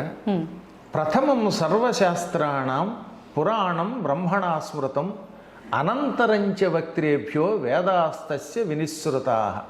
ఈ శ్లోకం పద్మపురాణంలో మొదటి సర్గలో, సృష్టిఖండంలో మొదటి సర్గలో 45వ శ్లోకం. ఇదే శ్లోకం యథాతథంగా మళ్ళీ బ్రహ్మపురాణంలో ఉంటుంది. దీనికి అర్థం ఏంటనమాట, ఈ సృష్టిలో మొట్టమొదట బ్రహ్మగారు పురాణములనే స్మరించెను. అనేక శాస్త్రాలు ఉన్నాయిగా మనకి, పురాణాలు, వేదాలు, ఇతిహాసాలు, స్మృతులు. ఇన్నిటిలో ముందు పురాణాలని తన హృదయంలో స్మరించుకున్నాడు. దాన్ని నారదునికి ఇచ్చాడు. నారదుడు రామాయణాన్ని వాల్మీకి చెప్పాడు, మిగతావన్నీ వ్యాసునికి చెప్పాడు. కాబట్టి వ్యాసుడు రాశాడు. వ్యాసుడు రాయడానికి ముందు బ్రహ్మగారే దీన్ని స్మరించాడు. కానీ బ్రహ్మ నోట్లోంచి ముందు బయటకు వచ్చినవి ఏమిటి? వేదములు బయటకు వచ్చాయి. అందుకని వేదములకేమో ప్రాధాన్యం, రెండు పురాణములు. కాబట్టి వేదములు పురాణములు రెండు పూర్తిగా చదివినవాడు విన్నవాడే బాగుపడతాడు. ఇవన్నీ ఏం చేశారు? అందరూ చదవలేరు కదా. వేదములు అనంతములు, ఊరికే అందులో 4 భాగాలు ఊరికే బయటికి పెట్టాం తప్ప అసలు వేదములు అనంతావై వేదాహ. ఇక పురాణములు ఎన్నున్నాయో లెక్కలేదు, కోట్ల శ్లోకాలు. ఇక ఉపపురాణాలు, ఈ ఇతిహాసాలు ఇవన్నీ ఎవరు చదవగలరు? వీటి సారాంశముగా వ్యాసుడు ఏమన్నాడు? 9 భక్తి మార్గములను అవలంబించన్నాడు. అంటే నాయన ఇవన్నీ చదవలేరు, ఇన్ని పూజలు, ఇన్ని యజ్ఞాలు చేయలేరురా, భక్తిని పట్టుకోండి. ఆ భక్తి 9 మార్గములలో ఉన్నది. ఆ 9లో ఒకటి ఏమిటనమాట? పురాణములు శ్రవణము, వినడము. భగవంతుని కథలు వినండి, విన్నా మీరు తరిస్తారు. అన్నీ చేయలేకపోతే ఏం చేయొచ్చు అనమాట? ఏ పద్మాకర్ గారు చెప్పిన పురాణాలు యూట్యూబ్లో ఉంటాయి. మొన్న చెప్పారు ఏకంగా 10,000 గంటల కంటే ఎక్కువ నైట్ నా పురాణాలు. 10,000 గంటల పద్మాకరని కొట్టేస్తే వచ్చేస్తే వరుసగా మొత్తం 18 పురాణాలు నేను చెప్పాను. పూర్వం చెప్పిన వాళ్ళు యూట్యూబ్ లేవు కనుక లేవు. అంత పూర్వం కూడా పెద్దలు ఎంతో మంది చెప్పుంటారు కదా. కానీ ఇప్పుడు నా అదృష్టవశాత్తు యూట్యూబ్లో నా శిష్యులు పెట్టారు, వాళ్ళు గొప్పవాళ్ళు. అది మీ అదృష్టం కాదు గురువు గారు, మాలాంటి వాళ్ళ అదృష్టం. అవి ఎల్లకాలం మేము వినగలుగుతాం, ఉండిపోతున్నాయి కదా. ఆ విధంగా బ్రహ్మశ్రీ వద్దిపర్తి పద్మాకర్ అఫీషియల్ ఛానల్ అని పెట్టి అందులో పెట్టారు. కోడే జగదీష్ గారని డెమాయిన్లో ఉంటారు, అయోవా స్టేట్లో. ఆ మహానుభావుడే ఈ ఛానల్ నాది పెట్టి తద్వారా ఇవన్నీ అందులో అప్లోడ్ చేయించారు. శిష్యులందరినీ పెట్టి ఎంతో మందిని అందులో ఇన్వాల్వ్ చేసి. కాబట్టి మొత్తం ఈ పురాణములలో ఎంతో కొంత వినండి. వినడం వల్ల తొందరగా తరిస్తారు. చదవడం కంటే వినడం తేలిక కదా. ఇప్పుడు నేను చెబితే కొంచెం తేలిక అర్థం అవుతుంది కదా ఉన్నంతలో. అందువల్ల శ్రవణం, కీర్తనం అంటే ఇప్పుడు నేను చెప్పినట్టుగా పాడడం, పొగడడం, సంకీర్తనము లేక స్తోత్రాలని నోటితో అనడం కూడా కీర్తనమే. ఇది రెండవది. మూడవది స్మరణం, ఒకటేమో శ్రవణం, రెండు కీర్తనం, మూడోది విష్ణోహ స్మరణం. స్మరణం ఇందాక చెప్పినట్టుగా రామ కృష్ణ గోవింద వాసుదేవ నమ శివ ఏదో ఒకటి స్మరించుకో లోపల లోపల పైకో. పాదసేవనం, పాదసేవ అంటే ఇప్పుడు విష్ణువో శివుడో నా పాదాలని సేవించే భాగ్యం మనకి ఎవరుగా? మహాత్ములను సేవించుము, అది పాదసేవనం అంటే. మీ తల్లిదండ్రులు వాళ్ళు దేవతా స్వరూపులు, మీ గురువులు దేవతా స్వరూపులు, వాళ్ళకి పాదసేవ చెయ్యి. కుంటివాళ్ళు పాపం గుడ్డివాళ్ళు నిజంగా అలా అనకూడదు, దివ్యాంగులని పేరెట్టారు మన ప్రధాని గారు. అటువంటి పుణ్యాత్ములకి సేవ చేయి, పాదసేవ చెయ్యి, లేదా వాళ్ళకి ఏదో అన్నం పెట్టు. ఇదంతా భగవంతుని పాదసేవ. ఆ తర్వాత అర్చనం, ఇదో పూజలు చేయటం, పువ్వులతో పూజో లేకపోతే ధూపదీపాలతో షోడశోపచారాలతో గుళ్ళోకి వెళ్ళి అర్చనం చెయ్యి. వందనం, నమస్కారం చెయ్యి, భగవంతునికి భగవద్భక్తులకి పెద్దలకి నమస్కారం చెయ్యి. దాస్యం, సేవ చెయ్యి. ఇప్పుడు ఆంజనేయుడు ఉన్నాడు కాబట్టి ఆయనకి అదృష్టవశాత్తు రాముడు ఎదురుగుండా ఉన్నాడు కనుక సేవ చేశాడు. లేదా ఇంకొక ఆయనకి ఏ దేవుడో కనబడ్డాడు, అక్రూరుడు ఉన్నాడు ఆయనకి కనబడ్డాడు చేశాడు. ఇప్పుడు ఈ కలియుగంలో దాస్యం ఎలా చేస్తాం? భగవంతుడు కనపడటం లేదు అందరికీ. అందుకని ఏమన్నారు? గుడులను బాగు చెయ్యి, గుడులకు వెళ్ళి దాన్ని శుభ్రం చెయ్యి. అందుకే మా సత్సంగం తరపున గుడి బడి అని ఒకటి పెట్టాం. మా వాళ్ళు ఇప్పటికి 10 సంవత్సరములుగా మొత్తం భారతదేశంలో ఉన్న ఆలయాలని బాగు చేస్తున్నారు. అమ్మ చెబితే ఆశ్చర్యపోతారు. పండరీపురం వెళ్ళారు పాండురంగ ఆలయానికి. ఆ ఆలయం అంతా శిథిలావస్థకు వచ్చి పాడైపోయి గుళ్ళు మీద మొక్కలు కూడా లేచిపోయాయి. 5 లక్షలు ఇస్తే కానీ బాగు చేయమన్నారట కూలివాళ్ళు. పాపం అంత డబ్బులు అక్కడ లేవు. ఇంతలో మా వాళ్ళంతా వెళ్ళారు, ఒక 500 మంది. బెంగుళూరు నుంచి, అమెరికా నుంచి, హైదరాబాద్ నుంచి వాళ్ళంతా 500 మంది. యూట్యూబ్లో ఉంటుంది చూడండి, గుడి బడి పండరీపురం. ఈ 500 మంది వెళ్ళి 3 రోజులుండి మొత్తం గుడిని 5 లక్షలు ఇస్తే కానీ బాగు చేయలేమన్న గుడిని తమ సొంత ఖర్చులతో వెళ్ళి చేసి వచ్చేశారు. వాళ్ళు మాకు సర్టిఫికేట్ పంపారు, అయ్యా మీ శిష్యులు ఎంత అద్భుతంగా చేశారండి, గుడిని నభూతన భవిష్యత్ అనే రీతిలో తీర్చిదిద్దారని. ఇప్పుడు ఆ గుడికి సేవ చేయటమే భగవంతునికి దాస్యం. కష్టాల్లో ఎంతో మంది ఉన్నారు, వాళ్ళకి సేవ చేయండి, అది భగవంతుని సేవ. ఆ విధంగా గుడిని వాటిని బాగు చేసి అక్కడ కాసేపు పారాయణ చేస్తే అది పరమాత్మ సేవ అవుతుంది. అది దాస్యం అంటే. ఆ తర్వాత భగవంతుడితో స్నేహం అంటే భగవద్భక్తులతో పురాణములతో స్నేహం చేయండి. ఆత్మ నివేదనం, నిన్ను నువ్వు పరమాత్మకి సమర్పించుకో, నా సమస్తం పరమాత్మది అనుకో. ఈ విధముగా శ్రవణం, కీర్తనం, విష్ణోహ స్మరణం, పాదసేవనం, అర్చనం, వందనం, దాస్యం, సఖ్యం, ఆత్మనివేదనం, ఇందులో ఏ ఒక్కదాన్ని పట్టుకున్నా తరిస్తాం. 9 పట్టుకుంటే ఇక వాడికి తిరుగులేదు. ఇప్పుడు ఈ చెప్పింది ఎవరనున్నారు? ప్రహ్లాదుడు చెప్పాడు వాళ్ళ నాన్నకి. ఇది ప్రహ్లాదుడు చెప్పిన భాగవత శ్లోకం. పోతన గారు అందంగా తెలుగులో ఇంకా బాగా అనువాదం చేశాడు. తను హృద్భాషల సఖ్యమున్, శ్రవణమున్, దాసత్వమున్, వందనార్చనముల్, సేవయు, ఆత్మలో ఎరుకయున్, సంకీర్తనల్ చింతనం వను, ఈ 9 భక్తి మార్గముల సర్వాత్మున్ హరిన్నమ్మి సజ్జనుడై ఉండుట భద్రమంచుతలతున్ సత్యంబు దైత్యోత్తమా. ఎంత చక్కగా చెప్పాడు. కాబట్టి ఇందులో ఒకటి పట్టుకున్నా చాలు. ఓ పరుల కోసం ఆడంబరం అక్కర్లా. ఓ 100 కొబ్బరికాయలు కొట్టేస్తే ఆయన ప్రత్యక్షం కాడు. ఊరికే కేవలం పాలు పోసినంత మాత్రం చేత శివుడు ప్రత్యక్షం కాడు. నిజమైన భక్తితో ఒక్క చుక్క నీళ్లు పోసినా సంతోషిస్తాడు. చిత్రం చెప్పమంటారా? రాజశేఖర చరిత్ర అని ఒక కావ్యం ఉన్నది. రాజ అంటే చంద్రుడు, రాజశేఖరుడు అంటే ఏమిటి? చంద్రశేఖరుడు అనగా శివుడు. ఆ చరిత్రని అష్టదిగ్గజాల్లో శ్రీకృష్ణదేవరాయల ఆస్థాన విద్వాంసులు 8 మంది ఉన్నారు. అష్టదిగ్గజాలు అంటారని విన్నారు కదా. అందులో ఆఖరు ఆయన మాదయ్య గారి మల్లన్న ఆయన రాశాడు. అందులో ఏమన్నాడు తెలుసా? ఒరే ఎందుకురా ఇంత కష్టం, మీరు తరించాలంటే ఓ చిన్న చిట్కా చెబుతానన్నాడు ఆయన. ఏమిటిటది? నీలకంఠుని శిరసుపై నీళ్లు జల్లి పత్తిరిసుమంత ఎవ్వాడు పారవైచు, కామధేనువు వానింటి గాడి పసర మల్ల సురశాకి వానింటి మొల్ల చెట్టు. అర్థమేంటి? శివలింగం దగ్గరికి వెళ్ళు. నీలకంఠుడు అంటే శివుడు. ఆ శివుడి దగ్గరికి వెళ్ళి అభిషేకం చేయలేకపోయావు అనుకో. ఇప్పుడు మీరు శివరాత్రికి శ్రీశైలం వెళ్ళారు, ఇంత జనంలో మేము లోపల రాణిస్తారా? రానివ్వరు. అప్పుడు మీకు అభిషేకం చేయాలనిపించింది, ఏం చేస్తారు అప్పుడు? ఇన్ని చుక్కలు నీళ్లు తీసుకుని దూరం నుంచి అలా చల్లండి. ఆయన మీద పడినా పడకపోయినా దూరం నుంచి జల్లితేట ఏది అలా జల్లితే నాయన నా దగ్గరికి రాలేకపోయావా, కానీ నువ్వు భక్తితో చల్లావు, ఇది నాకు మహన్యాసపూర్వక ఏకాదశి రుద్రాభిషేకం అనుకుంటాట ఆయన.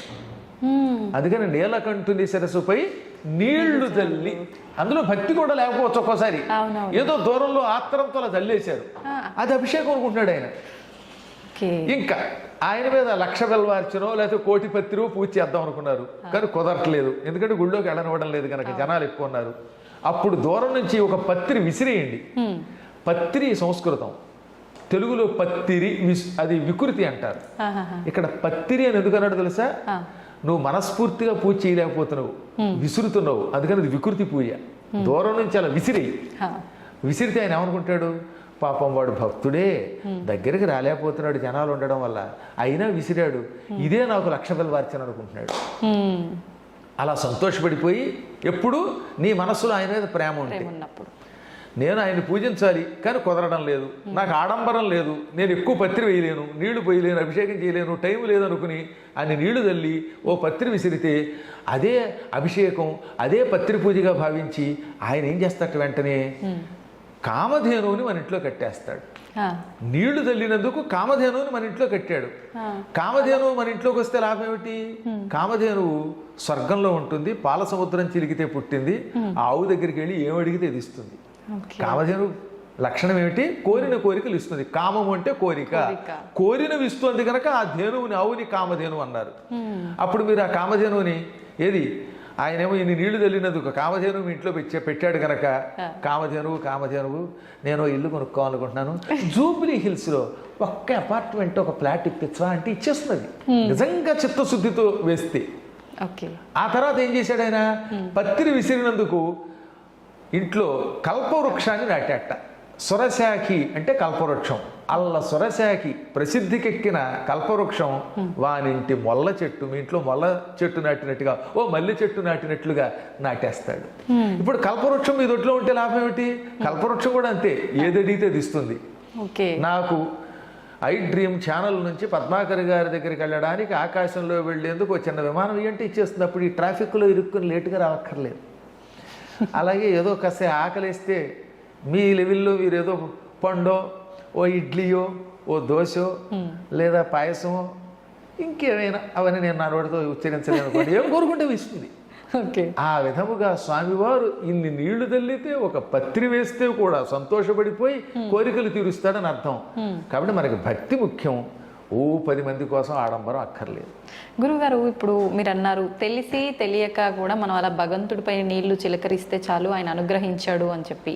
మరి కొంతమంది ఎన్నో రకాల పూజలు చేస్తూ ఉంటారు, నిజంగా భక్తితోనే చేస్తుంటారు అనిపిస్తుంది మన వరకైతే చూస్తుంటే, అయినా కూడా కోరికలు తీరకపోగా చాలా రకాల ఇబ్బందులు పడుతూ ఉంటారు. ఇంకా విరక్తి వచ్చేస్తుంటుంది వాళ్ళకి, అసలు నాకు భగవంతుడికి ఎన్ని పూజలు చేసినా వ్యర్థం, అసలు భగవంతుడు లేడు, రాయి అని చెప్పి మూర్ఖంగా మాట్లాడే దశకు కూడా వెళ్ళిపోతున్నారు. ఎందుకు అవుతుందంటారు అలాగా? అదే ఇప్పుడు మీకు చెప్పవలసింది ఏంటంటే, ఒక్కొక్కళ్ళకి రోగ నిరోధక శక్తి ఎక్కువ ఉంటే డాక్టర్ గారి దగ్గరికి వెళ్ళగానే ఒక్క టాబ్లెట్తో తగ్గుతుంది. ఒక్కొక్కళ్ళ శరీరం చాలా పాడైపోయి ఉంటుంది, అది ఒక్క దెబ్బకి తగ్గదు. కొంతకాలం ఓపిగ్గా కోర్సు వాడితేనే మందు తగ్గుతుంది. ఓ మామిడి చెట్టు మీకు ఇచ్చాను అనుకోండి, అది నాటిన వెంటనే పళ్ళు ఇస్తుందా? ఇవ్వదు. నేల ముందు బాగుండాలి. ఏముండాలి? నేల ముందు సాగు నేల, మంచి ఒక సారవంతమైన నేల అయితే అందులో నాటితే దాన్ని కొంతకాలం జాగ్రత్తగా పోషిస్తే, నీళ్ళు అవి పోసి పెరిగాక పళ్ళు ఇస్తుంది. ఇప్పుడు మనం చేసే పూజలు ఇవన్నీ మన కర్మలే. ఇవన్నీ ఫలించడానికి కొంచెం సమయం పడతాయి. కొందరికి వెంటనే ఎందుకు ఫలిస్తుందంటే వాడి భక్తిలో పరాకాష్ఠ స్థితి ఉంది. అంటే వాడు సారవంతమైన నేల లాంటి వాడు, విత్తనం గొప్పది, తొందరగా ఫలిస్తుంది. హైబ్రిడ్ ఇది. కొన్ని తొందరగా ఫలించవు. అలాగే కొంతమందికి తొందరగా ఔషధం పనిచేస్తుంది, కొందరికి ఫలించదు. వారి శరీరాన్ని బట్టి, వారి మనస్సుని బట్టి, ఇచ్చే మందుని బట్టి ఫలితం ఉంటుంది. మనం పూర్వజన్మలోనూ ఈ జన్మలోనూ చేసిన కర్మలు తొలగడానికి కొంతమంది ఎక్కువ కాలం ఎదురు చూడాలి, కొంతమందికి తొందరగా ఫలిస్తాయి. అందువల్ల ఓపిగ్గా చెయ్యవలసిందే. ఓకే. ఇప్పుడు మీకు ఉద్యోగం కోసం ప్రయత్నిస్తున్నారండి, ఒక్కొక్కటి ప్రతిభని బట్టి ఏమవుతుంది, ఇమీడియట్గా సెలెక్ట్ అవుతాడు.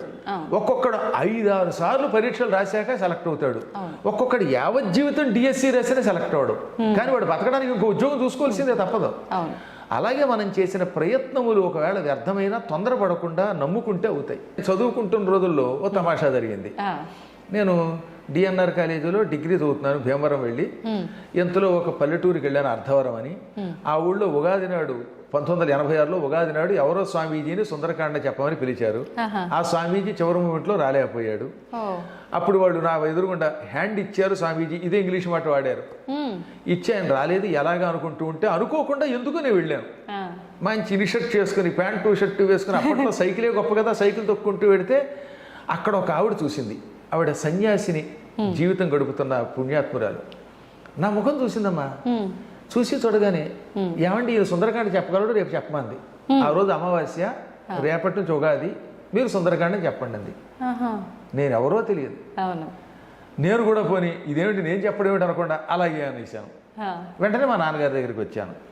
నాన్నగారు ఇలా పురాణం చెప్పమంటుంది ఆవిడంటే, ఒరే నీకు ఎలాగో సంస్కృతం బాగా పాండిత్యం ఉంది కదా, హిందీ వచ్చు, తెలుగు వచ్చు, ఇవాళ సుందరకాండంలో 2-3 సర్కలు కంఠస్థం చెయ్యి, తాత్పర్యం చెప్పేయి అన్నారు ఆయన. ఒకసారి ఆలోచించండి, సుందరకాండంలో 68 సర్కలు ఉంటాయి, 9 రోజుల్లో కంఠస్థం చేసి చెప్పమన్నారు ఆయన. నేను వెంటనే మొదటి సర్క తీసుకున్నాను. తతో రావణ నేతాయ శత్రుకరిసిన ఏష పదమన్వేష్టుంచారణ చరితేపతి దుష్కరం నిష్పతి ద్వంద్వం చికీర్షన్ కర్మవానర సముద్ర శిరోగ్రీవో గవాంపతిరివాబభో. ఇలా శ్లోకాలు ఓసారి చదివితే గుర్తు ఉండిపోయి కంఠస్థం వచ్చేసాయి. ఓరి బాబు ఎంత జ్ఞాపక శక్తి ఉందన్నమాట అనుకుని మొత్తం ఆ 9 రోజుల్లో కంఠస్థం చేసి పురాణం చెప్పేశాను. అద్భుతంగా వచ్చేసారు ఆ ఊళ్ళో జనాలు, పెద్ద పెద్ద వాళ్ళు. 20 ఏళ్ల కుర్రవాడి పురాణానికి 60 ఏళ్ళు దాటిన వాళ్ళు వచ్చారు. ఇక నాకు బ్రహ్మరథం పట్టేశారు ఆ ఊళ్ళో. ఆ ఊళ్ళో ఎక్కువ రాజులు, క్షత్రియులు. ఇంకా వెనక్కి తిరిగి చూసుకోలేదు ఆనాటి నుంచి ఈనాటి వరకు. కాబట్టి ఎందుకు చెప్తానంటే, అప్పుడు పురాణములు మొదలు పెడితే ఇన్నాళ్ళు పట్టింది కదా నేను పురాణాలు మండపం కట్టడానికి, ఇంకా ప్రయత్నం చేస్తున్నాం. కొంతకాలం పడుతుంది. నా తర్వాత వచ్చినోడు బాగా మీకు వచ్చినోళ్ళు లేరేటి. ఇప్పుడు నా తర్వాత చాగంటి కోటేశ్వరరావు గారు నేను వచ్చిన తర్వాత 20 ఏళ్ల తర్వాత వచ్చారు. మా నాన్నగారికి అమరేశ్వర ప్రసాద్ గారు ఒక శిష్యుడు ఉన్నాడు. మా నాన్నగారి దగ్గర సంస్కృతం చదువుకున్నాడు. మా నాన్నగారు 3 ఏళ్ళు ఆయనకి అన్నం పెట్టి పాఠం చెప్పారు. ఆ అమరేశ్వర ప్రసాద్ గారు శిష్యుడు చాగంటి కోటేశ్వరరావు గారు. అంటే నాన్నగారి శిష్యుడు. చూడండి, పూర్వజన్మ సుకృతం అయింది. టక్కున ఆయన వెంటనే జగత్ ప్రసిద్ధికి ఎక్కారు. కాబట్టి ఒక్కొక్కళ్ళకి తొందరగా వస్తుంది, కొందరికి ఆలస్యంగా వస్తుంది. అది వారి వారి యొక్క సుకృతాలను బట్టి ఉంటుంది. అందుకని ఆయన పేరు వచ్చింది నాకు అంత రాలేదని ఏడిస్తే పిచ్చాడు వీడు. అంతే, ఎవరికి ఎంత ఇవ్వాలో పరమాత్మకి తెలుసు. అందువల్ల మనం పూజ చేసినంత మాత్రం చేత వెంటనే ఈ రోజే ఫలించదు. యాంకర్లు చాలా మంది ఉన్నా ఒక్కొక్కళ్ళకి ఎందుకు పేరు వస్తుంది, మీ పొజిషన్లో చాలా మంది ఉంటారు కదా, ఒక్కొక్కళ్ళకి కొంచెం తొందరగా పేరు రావచ్చు, కొందరికి కొంచెం ఆలస్యం రావచ్చు. కానీ మొత్తం మీద నమ్ముకుని చెయ్యండి. అందువల్ల ఓపిక పట్టాలి. ఒక్కోసారి ఓపిక పట్టినా కూడా ఎన్నాళ్ళైనా ఫలించకపోతే అప్పుడు భగవంతుడి మీద కొంచెం అలగచ్చు. భక్త తుకారాం లాగా. తుకారాంకి మండిపోలేదా, ఉన్నావా అని పాడా, అప్పుడు వస్తాడు దేవుడు. అందువల్ల అప్పుడప్పుడు ఒక్కోసారి వస్తుందండి. భద్రాచలంలో రామదాస్ ఏమన్నాడు, అబ్బబ్బా దెబ్బల కొరవక తిట్టినయ్యా. ఆయన కూడా తిట్టాడు ఒకసారి. ఎవడబ్బా సొమ్మని కులుగులు తిరిగేవు రామచంద్ర అన్నాడు. అంచేత మరీ ఎక్కువ భక్తులు అప్పుడప్పుడు దెప్పుతారు, దెప్పితే వస్తాడు దేవుడు. కానీ ఈరోజు కంగారు పడకుండా మీ పని మీరు చెయ్యండి, ఎప్పుడో ఒకప్పుడు వస్తాయి. మీకు మామిడి పళ్ళ కథ ఒకటి ఉంది కదా, ఓ ముసలాడు మామిడి టెంక నాడాడు. అది మన పురాణం కథ. దాన్ని తెనాలి రామకృష్ణలో పెట్టారు సినిమాలో. అది నిజానికి పురాణ కథే, పద్మ పురాణంలో కథే. ఓ ముసలాయన ఒక టెంకర్ పట్టుకెళ్ళి నాటుతున్నట్ట. ఏది నలుగురు తిరిగేటటువంటి ఒక బాట దగ్గర. ఎంతలో అటుగా పెడుతున్న రాజుగారు చూశారు. ఏమయ్యా నీకు ఎప్పుడే 70 ఏళ్ళు 80 ఏళ్ళు ఉన్నాయి, ఈ టెంక నాటితే ఎప్పటికి చెట్టు అవుతుంది, ఎప్పుడు పళ్ళు ఇస్తుంది, అంటే ఈ చెట్టు పెరిగి పళ్ళు ఇచ్చేదాకా ఇంకా బతుకుదాం అనుకుంటున్నావా అంటే, మహారాజా మన పెద్దలు ఎలా అనుకుని ఉంటే ఇవాళ మామిడి చెట్లు మనకు వచ్చేవా అన్నాడు ఆయన. ఇవాళ ఈ టెంక నాటేది నా కోసం కాదు, నా తర్వాత తరాల వాళ్ళ కోసం, వచ్చే జన్మలో నా కోసం పోని. అలాగే ఇవాళ మీరు చేసే పూజలు మీకోసమే కాదు, మీ తర్వాత తరం వాళ్ళ కోసం, రాబోయే జన్మ కోసం. ఈ టెంక నాటాడు, ఆ తర్వాత ఎప్పటికో అది పెరుగుతుంది, తర్వాత వాళ్ళకి ఇస్తుంది. అలాగే మన పెద్దలు నాటారు, మనం అనుభవిస్తున్నాం. మా నాన్నగారు చేసిన పూజ నేను అనుభవిస్తున్నాను, నా పూజ నా పిల్లలు, వాళ్ళు చేసిన పూజలు తర్వాత వాళ్ళు కూడా అనుభవిస్తారమ్మా. ఇప్పుడు మీరు ఆస్తి సంపాదిస్తే మీరు ఒక్కరి కోసం కాదుగా, నెక్స్ట్ జనరేషన్కి మీ ఇల్లు మీ ఇంట్లో వాళ్ళకి ఇస్తారు కానీ ఎంత అభిమానం ఉన్నా పద్మాకర్ గారికి ఎవరు, ఆయన ఎంతో పండితుడు, ఆయనకి ఇచ్చేద్దామని పొరపాటు అనుకోరు. అందువల్ల మీ హస్తి మీ పిల్లలకి వెళ్ళినట్టే మనం ఈ సంపాదించే పుణ్యం మన పిల్లలకు వస్తుంది అనమాట. ఎంత మంచి పాట అది అసలు. పుణ్యంతో పాటు మనం చేసిన పాపపు కర్మ కూడా వెళ్తుందా గురుగారు? గ్యారంటీగా. పుణ్యమైన పాపమైన ఏదైనా వారసులకు వెళ్ళవలసిందే. అది ఎక్కువైతే ఇక్కడ అనుభవిస్తాం. అత్యుత్కటై పుణ్యపాపై ఇహైవ ఫలమొస్తునుతే. ఎక్కువగా చేసిన పుణ్యం పాపం ఇక్కడే ఇప్పుడు అనుభవిస్తాం, కొంచెం తక్కువ చేస్తే కొంచెం ఆలస్యంగా అనుభవిస్తాం. కాబట్టి పూజలు చేసేవాళ్ళు కొంచెం ఓపిక పట్టాలి. పాత పాపాలన్నీ తుడిచేదాకా చూసుకోవాల్సిందే. మనం ఆ పాటనే గుర్తుపెట్టుకోవాలి.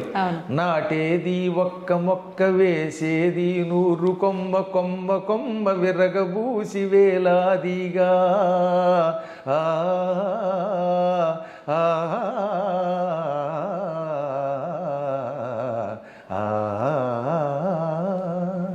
నాటేది ఒక్క మొక్క, వేసేది 100 కొమ్మ, కొమ్మ కొమ్మ విరగబూసి వేలాదిగా. ఇక కాయాలి బంగారు కాయలు, భోంచెయ్యాలి మీ పిల్లకాయలు. ఎంత అందమైన అర్థం ఉందో అందులో అన్నమాట. అలా చెయ్యమనండి, ఓపిక తెచ్చుకోమనండి. తప్పక పరమాత్మని అనుగ్రహం మాత్రం కలుగుతుంది. చేసినది ఎక్కడికి వెళ్ళదు, ఎప్పుడూ ఒకప్పుడు వస్తుంది. అది పుణ్యమైన పాపమైన వస్తుంది. గురుగారు ఖచ్చితంగా అనుభవించాల్సిందే తరతరాలుగా అన్నారు. కానీ అనుభవించాలి అని అంటే చాలా మంది అనుకుంటారు ఈ పూజల వల్ల వీటి వల్ల తగ్గించుకోవచ్చు అంటారు. నిజంగా తగ్గించుకునే అవకాశం ఉందా? తప్పించుకునే అవకాశం లేకుండా కర్మలు 3 రకాలు. ఒకటి ప్రారబ్ధం, ఇంకొకటి సంచితము, ఇంకొకటి ఆగామి. సంచితం అంటే పోగేసుకున్నది, పూర్వం ఎప్పుడో చేసాం, అది బ్యాంక్ బ్యాలెన్స్, ఎఫ్డి అనమాట, ఫిక్స్డ్ డిపాజిట్. ఓకే. ఇక రెండవది ప్రారబ్ధం అంటే ఇప్పుడు మనం చేస్తున్నది, అనుభవిస్తున్నది. మీరు ఇడ్లీ కడుపులోకి పంపేశారు, ఆ ఇడ్లీ ఎఫెక్ట్ చూపిస్తుంది. అది మంచి ఇడ్లీ అయితే ఆరోగ్యంగా ఉంటాం. ఏ ఇక్ష్వాకుల కాలం నాటి ఇడ్లీయో పాతకాలం చట్నీయో వేసుకు తింటే వికారం పెడుతుంది. ఈ మధ్యన మాతో ఒక ఆవిడ లంకొచ్చి కాస్త 4 కారపోస్తాను కానీ ఇంటికి వచ్చిన తర్వాత 3 రోజుల పాటు రోజు బాత్రూమే. అంటే మరి తిన్నది కదా, తిన్న ఎఫెక్ట్ పడతారు. అది ప్రారబ్ధం. ప్రారబ్ధం అంటే ఒకసారి నీ శరీరంలో ప్రవేశించేసింది, ఇక అనుభవించాలి, దాన్ని ఎవడ ఏం చేయలేడు. మందు వేసినా కూడా ఆ పూర్తిగా దాన్ని కంట్రోల్ చేయదు, కొంచెం కొంచెం కొంచెం తగ్గిస్తుంది. ముందు మొత్తం మీద ఆ చెత్త పోవలసిందే. అంతే. అందువల్ల ప్రారబ్ధ కర్మ అంటే అనుభవించి తీరవలసిన కర్మము. దానికి ఉదాహరణ చెప్పారన్నమాట. తిన్న తిండి ఇంక లోపలికి వెళ్ళాక దాని ప్రభావం ఎలా చూపిస్తుందో అలా చూపిస్తుంది. సంచితం అని ఉంది కదా, పోగేసుకున్నది, అది వదిలించుకోవచ్చు. ఎలా గురుగారు? ఇప్పుడు మీ ఎఫ్డి ఉంది, మీకు 10 లక్షలు ఉన్నాయి అనుకుందాం కాసేపు, దేవుడి దయ వల్ల. ఆ 10 లక్షలు మీకు నా మీద అభిమానం కలిగితే నాకు ఇచ్చేయచ్చుగా. మీకు పద్మాకర్ గారి మీద అభిమానం కలిగింది, ఆయన ఏదో పురాణ మండపం కడుతున్నాడు, ఆయనకి ఇచ్చేద్దాం అనిపించింది అనుకోండి, ఇచ్చేయచ్చు. ఇవ్వాలనుకుంటే ఇచ్చేస్తే ఇంకా డబ్బు పోయినట్టే. అంటే కంగారు ఏం పడదు, నేను మిమ్మల్ని అడగను, మీరు ఒక్కరు. కాబట్టి సంచితం వదిలించుకోవచ్చు. ఆగామి అంటే భవిష్యత్తులో చేయబోయే పనులు, ఇవి కూడా మనం అదుపులో పెట్టుకోవచ్చు. మనం కావాలంటే కొన్ని పనులను అదుపులో పెట్టుకోవచ్చు, అవి తొలగించుకోవచ్చు. ఈ సంచితము ఆగామి తొలగించుకోవడానికి అర్చనలు, పూజలు, ప్రయత్నాలు పనికొస్తాయి. ప్రారంధం మాత్రం చచ్చినట్టు అనుభవించాలి. కానీ అక్కడే ఉన్నది. ఎక్కువ భక్తితో భగవంతుడు పట్టుకోవడం ఎటువంటిది అన్నారు అంటే, ఒక అపవిత్ర ఆహారం తిన్నారు, పనికిమాలిన ఆహారం, దాని ఎఫెక్ట్ వల్ల చచ్చిపోకుండా మందు వేసుకుంటే ఏమవుతుంది, కొంత నీరసం వచ్చినా తగ్గుతుంది, ఏదో వాంతులు అయ్యేయండి, తర్వాత మందు వేస్తే కట్టుబడుతుందా లేదా. అలా ప్రారంధంలో కొంత తగ్గించుకుంటాం. కాబట్టి కర్మలను కూడా మనం భగవదర్చనతో కొంతవరకు నియంత్రిస్తాం, కానీ పూర్తిగా నియంత్రించలేము, ఎంతో కొంత అనుభవించాలి. ఒక్క సద్గురువుల అనుగ్రహం, నిజమైన సద్గురువు నేను చెప్పేది. ఇవాళ అందరూ సద్గురువులు అనుకోండి, ఎవడ పడితే వాడు జాయ చక్రాంత కంటే ఎక్కడ కుదురుతుంది. ఇప్పుడు మేము మీకు ఒక మార్గం చూపిస్తాం కానీ పూర్తిగా మిమ్మల్ని బాగు చేయలేము. కరెక్టే. ఇలాగ మోసం చేస్తున్నారు కొంతమంది. ఎవడికాడే నేనే సద్గురువుని అంటాడు. ఏం సద్గురువు? అసద్దు గురువులు ఇవి. ఇవి ప్రమాదకరమైనవి. గురువు ఒక మార్గం చూపిస్తాడు కానీ సంపూర్ణంగా అనుగ్రహించలేడు. కానీ అరుదుగా కొంతమందిని అనుగ్రహించగలుగుతారు, అందరినీ చేయలేము. ఎక్కడో ఏ విశ్వామిత్రుడు లాంటి వాడో త్రిశంకుడిని స్వర్గానికి పంపగలిగాడు, కానీ అందరినీ పంపగలవా? ఏ వశిష్ఠుడో ఎవరినో పంపించాడు. అందువల్ల అరుదుగా కర్మలను కూడా తగ్గించి వాళ్ళని ముక్తికి పంపించే శక్తి కలిగిన వాళ్ళు కొందరు ఉంటారు, కానీ అది కొంచెం కష్టం. మార్గం చూపిస్తారు, కాబట్టి కొంత కర్మ అనుభవించక తప్పదు అన్నమాట. ఓకే గురువుగారు, దైవాంశ సంభూతుడు అని చెప్పి మనుషుల్ని అంటూ ఉంటారు కొంతమంది, కారణ జన్ములు అని, దైవాంశ సంభూతుడు అని. అంటే ఏంటి గురుగారు? నిజానికి ఈ ప్రపంచంలో అందరూ దైవాంశ సంభూతులే. దేవతా శక్తి లేకుండా అసలు మీరు పుట్టరు. కానీ అది కొంతమందిలో ఎక్కువ ఉంటుంది, కొందరిలో తక్కువ ఉంటుంది. అందువల్ల ఇప్పుడు మీరు చక్కగా మాట్లాడి వ్యాఖ్యానం చేస్తున్నారే, ఈ వ్యాఖ్యానం చేసే మాట ఆ దేవతలు ఇచ్చింది. అందువల్ల మీరు దైవాంశ సంభూతురాలే. ఒక ఆయన బాగా కెమెరాను పట్టుకుని చక్కగా షూట్ చేస్తారనమాట. ఓహో, ఈయన ఈ యాంగిల్లో అయితే బాగుంటాడు, పద్మాకర్ గారు ఇలా అందంగా ఉంటాడని. కొన్ని ఛానల్స్ వాళ్ళు నన్ను చూపిస్తారు, కర్మ ఎంత తెల్లగా ఉన్న నేను కూడా అక్కడ నల్లగా కనపడతాను అంటే వాడికి అందులో దైవాంశం తక్కువ ఉందనమాట అందులో. కాబట్టి ఆయనకి కెమెరాలు ఆ రంగంలో ఉన్నది. కొందరు బాగా పాడతారు, కొందరు బాగా మాట్లాడగలుగుతారు, కొందరు తినగలుగుతారు. తినడం కూడా దైవాంశే, తింటే అరుగుతుందిగా. కాబట్టి అందరం కారణ జన్ములే. తానెందుకు పుట్టాడో తెలుసుకుని ఆ కారణమును సఫలీకృతం చేసుకున్నవాడు ధన్యాత్ముడు. కొందరికి తెలియదు తాను ఎందుకు పుట్టామో, పట్టించుకోరు, ఆ శక్తుల్ని వృధా చేసుకుంటున్నారు. అందువల్ల మనం సాధన చేస్తే దైవాంశతో పుట్టిన మనం దైవం అవ్వచ్చు. సాధన చేయకపోతే దైవాంశతో పుట్టిన ఎందుకు పనికి రాకుండా అయిపోతాడు. ఎంతో మంది అలాగే మట్టిలో పుట్టి మట్టిలో కలిసిపోతారు, పుట్టలో చెదలు పుట్టినట్టుగా పుడుతున్నారు. కాబట్టి సాధన చేసి ప్రతి వ్యక్తి గొప్పవాడు అవ్వచ్చు. అందుకే భీష్ముడు చెప్పాడు మహాభారతంలో, ఎక్కడ విరాట పర్వంలో, ఉత్తర గోగ్రహణం ఉంటుంది కదా, పాండవులు మారువేషంలో ఉన్నారేమో పట్టుకోవడానికి, విరాటరాజు గారు ఆవుల్ని పట్టుకోవడానికి దుర్యోధనాదులు వెళ్ళారు ఉత్తరం దిక్కున ఉన్న ఆవుల్ని పట్టుకోవడానికి. అప్పుడు ఆయన పాండవులు ఎందుకు వల్ల గొప్పవాళ్ళు అవుతారో చెప్పాడు దుర్యోధనాదులతో. నల్లవు నిక్కమాడె నృపనందను ముందట ద్రోణుడొక్కడు తెల్లముగాగా బాహుబల ధీబల దైవ బలంబులప్ప వర్తిల్లుదురు అన్నాడు ఆయన. అంత పద్యం అక్కర్లేదు, కానీ ఈ ఒక్క ముక్క మనకు కావాలి. పాండవులకి మొదట బాహుబలం ఉన్నది, పుట్టుకతో బాహుబలం ఉన్నది, శరీర బలం ఉన్నది. ఇక్కడ బాహుబలం అంటే చేతులని కాదు, కేవలం శారీరక బలం ఉన్నది. అది మన చేతిలో లేదు కదా, మన తల్లిదండ్రులు హెరిడిటీగా ఇస్తారు, జీన్స్ అంటాం. పుట్టుక మన చేతిలో లేదు కనుక బాహుబలం అనేది మన చేతిలో లేదు. కానీ మొత్తం మీద వాళ్ళు పుట్టడంతో శరీర బలంతో పుట్టారు, అది అదృష్టం.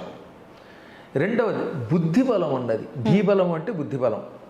ఈ బుద్ధిబలం పుట్టుకతో కొంత ఉంటుంది, బాగా పెంచుకోవడం వల్ల పెరుగుతుంది. మీ దగ్గర అందరికీ జ్ఞాపక శక్తి ఉంటుంది, కానీ దాన్ని ఏం చేయాలి, పదులు పెట్టాలి, సాధన చేయాలి. చేయగా చేయగా చేయగా చేయగా ఏమవుతుందన్నమాట, బాగుపడుతుంది. నేను చూసిన ఒక యాంకర్ ఉండేది, నత్తి ఉండేది ఆవిడికి. నేను చెప్పి ధైర్యం చెప్పగా చెప్పగా ఇప్పుడు అద్భుతంగా మాట్లాడేస్తుంది. అస్సలు రావట్లేదు నత్తి, అస్సలు నత్తి లేదు, సాధనతో బాగొట్టుకుంది. అంటే ప్రాక్టీస్ మేక్స్ మ్యాన్ పెర్ఫెక్ట్ అంటే ఇదే. కాబట్టి సాధనతో దీబలాన్ని పెంచుకోవచ్చు.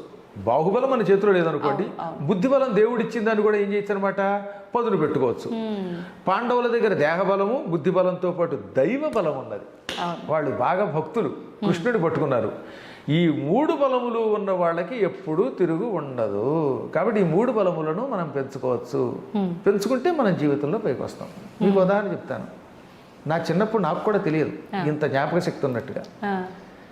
ఇంచుమించుగా 5 ఏళ్ళు 6 ఏళ్ల వయస్సులో అనుకుంటాను, సుందర శివరావు గారిని ఒక ఆయన ఉండేవారు ఉంగుటూరు అనే ప్రాంతంలో. ఆయన నన్ను చూచి మా నాన్నగారిని, ఈ కుర్రాడు ఏం చెప్పినా అప్పచెప్పేస్తున్నాడండి, ఇటువంటి వాడిని బాగు చేద్దామని అల్లసాని పెద్దన గారి మనుచరిత్రలో ఒక పేజీ గద్యం ఉంటుంది.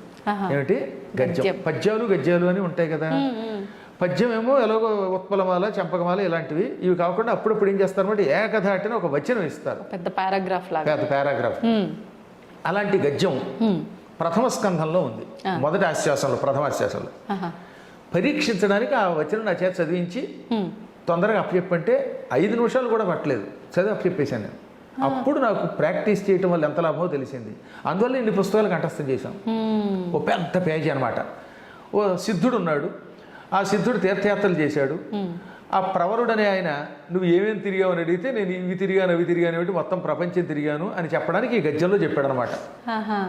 అది ఎట్లుండే వినుము గృహస్థరత్నంబ లంబమాన రవిరథ తురంగ శృంగార చారు చామర ఛట ప్రేక్షణ క్షణోద్గ్రీవ చమర సముదయంబుగు ఉదయంబునంగల విశేషంబులు శేషపడికి నేను లెక్కింప శక్యంబే అంధకరిపు కంధరావాస వాసుకి వియోగ భవ దుర్వ్యథ భోగ భోగిని భోగ భాగ పరివేష్టిత పటీర విటపి వాటిక వేల్లదేలా లతా వలయంబుగు మలయంబునంగల చలువకు విలువయ్యది అకటకట వికట కోట కోటి విటంక శృంగాట గాఢోకమాన జరదిందు బెంబగళదమృత దుర్దిన నాద్రీకృత సల్లకి పల్లవ ప్రభంజన పరాంజన హస్తిహస్తంబగు మణిప్రస్తరంబుల విశ్రాంతి చింతించిన మేనం పులకలిప్పుడు బొడమెడు స్వస్వ ప్రవర్ధిత వర్ధిష్ణు ధరణీరుహ సందోహ దోహద ప్రధాన సమాన ఖేల దైల బిల విలాసిని విలాస వాచాల తులా కోటి కలకలా హూయమాన మానస మదాలస మరాళంబగు రజత శైలంబు నోలంబులం కాలగడు విహార ప్రదేశంబులం కన్న సంస్కృతి క్లేశంబులు వాయవే సతత మద జలశ్రవణ పరాయణైరావణ విషాణ కోటి సముట్టంకిత కటక పరిస్ఫురత్ కురువింద కందళ వ్రాత జాతాలాత శంకాప సర్పదభ్రము భ్రమీ విభ్రమ ధురంధరంబగు మేరుధరాధరంబు శిఖరంబుల సోయగంబులు కలయంగనుంగొరుట బహుజన్మకృత సుకృత పరిపాకంబునంగా కయ్యేల చేకూర నేర్చు నేనిట్టి మహాద్భుతంబులు ఈశ్వరానుగ్రహంబున అల్ప కాలంబున కనుంగొంటి ననుటయు ఈషదంకురిత హసనగ్రశిష్ణు గండయుగులుండగుతూ ప్రవరుండతనికి ఇట్లనియే. అమ్మో గురువుగారు నేనేం మాట్లాడలేను, దండం పెట్టడం తప్ప.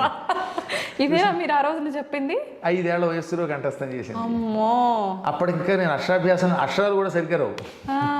కాబట్టి చెప్పొచ్చేది ఏంటంటే ఇటువంటి గద్యములు ప్రాక్టీస్ చేస్తూ వస్తాయని తెలిసింది కదా.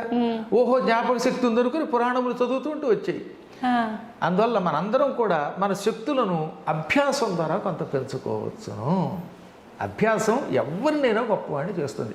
ఇలాంటి వచనములు మీకు ఓపిక ఉంటే ఒక 200-300 ఒకే రోజు అప్పగలరు. అందువల్ల మీకు నాకు కూడా సమయం లేదు కనుక ప్రస్తుతానికి ఇక్కడికి ఆపుకుందాం. మనం అత్యద్భుతమైన మన కావ్యాలు విని మన భారతదేశంలో శక్తివంతులు ఎంతోమంది ఉన్నారు. అలా ఇలాగే ఎన్నో సాధనలు చేసే వాళ్ళంతా పైకి రావాలని కోరుకుందాం. తప్పకుండా గురువు.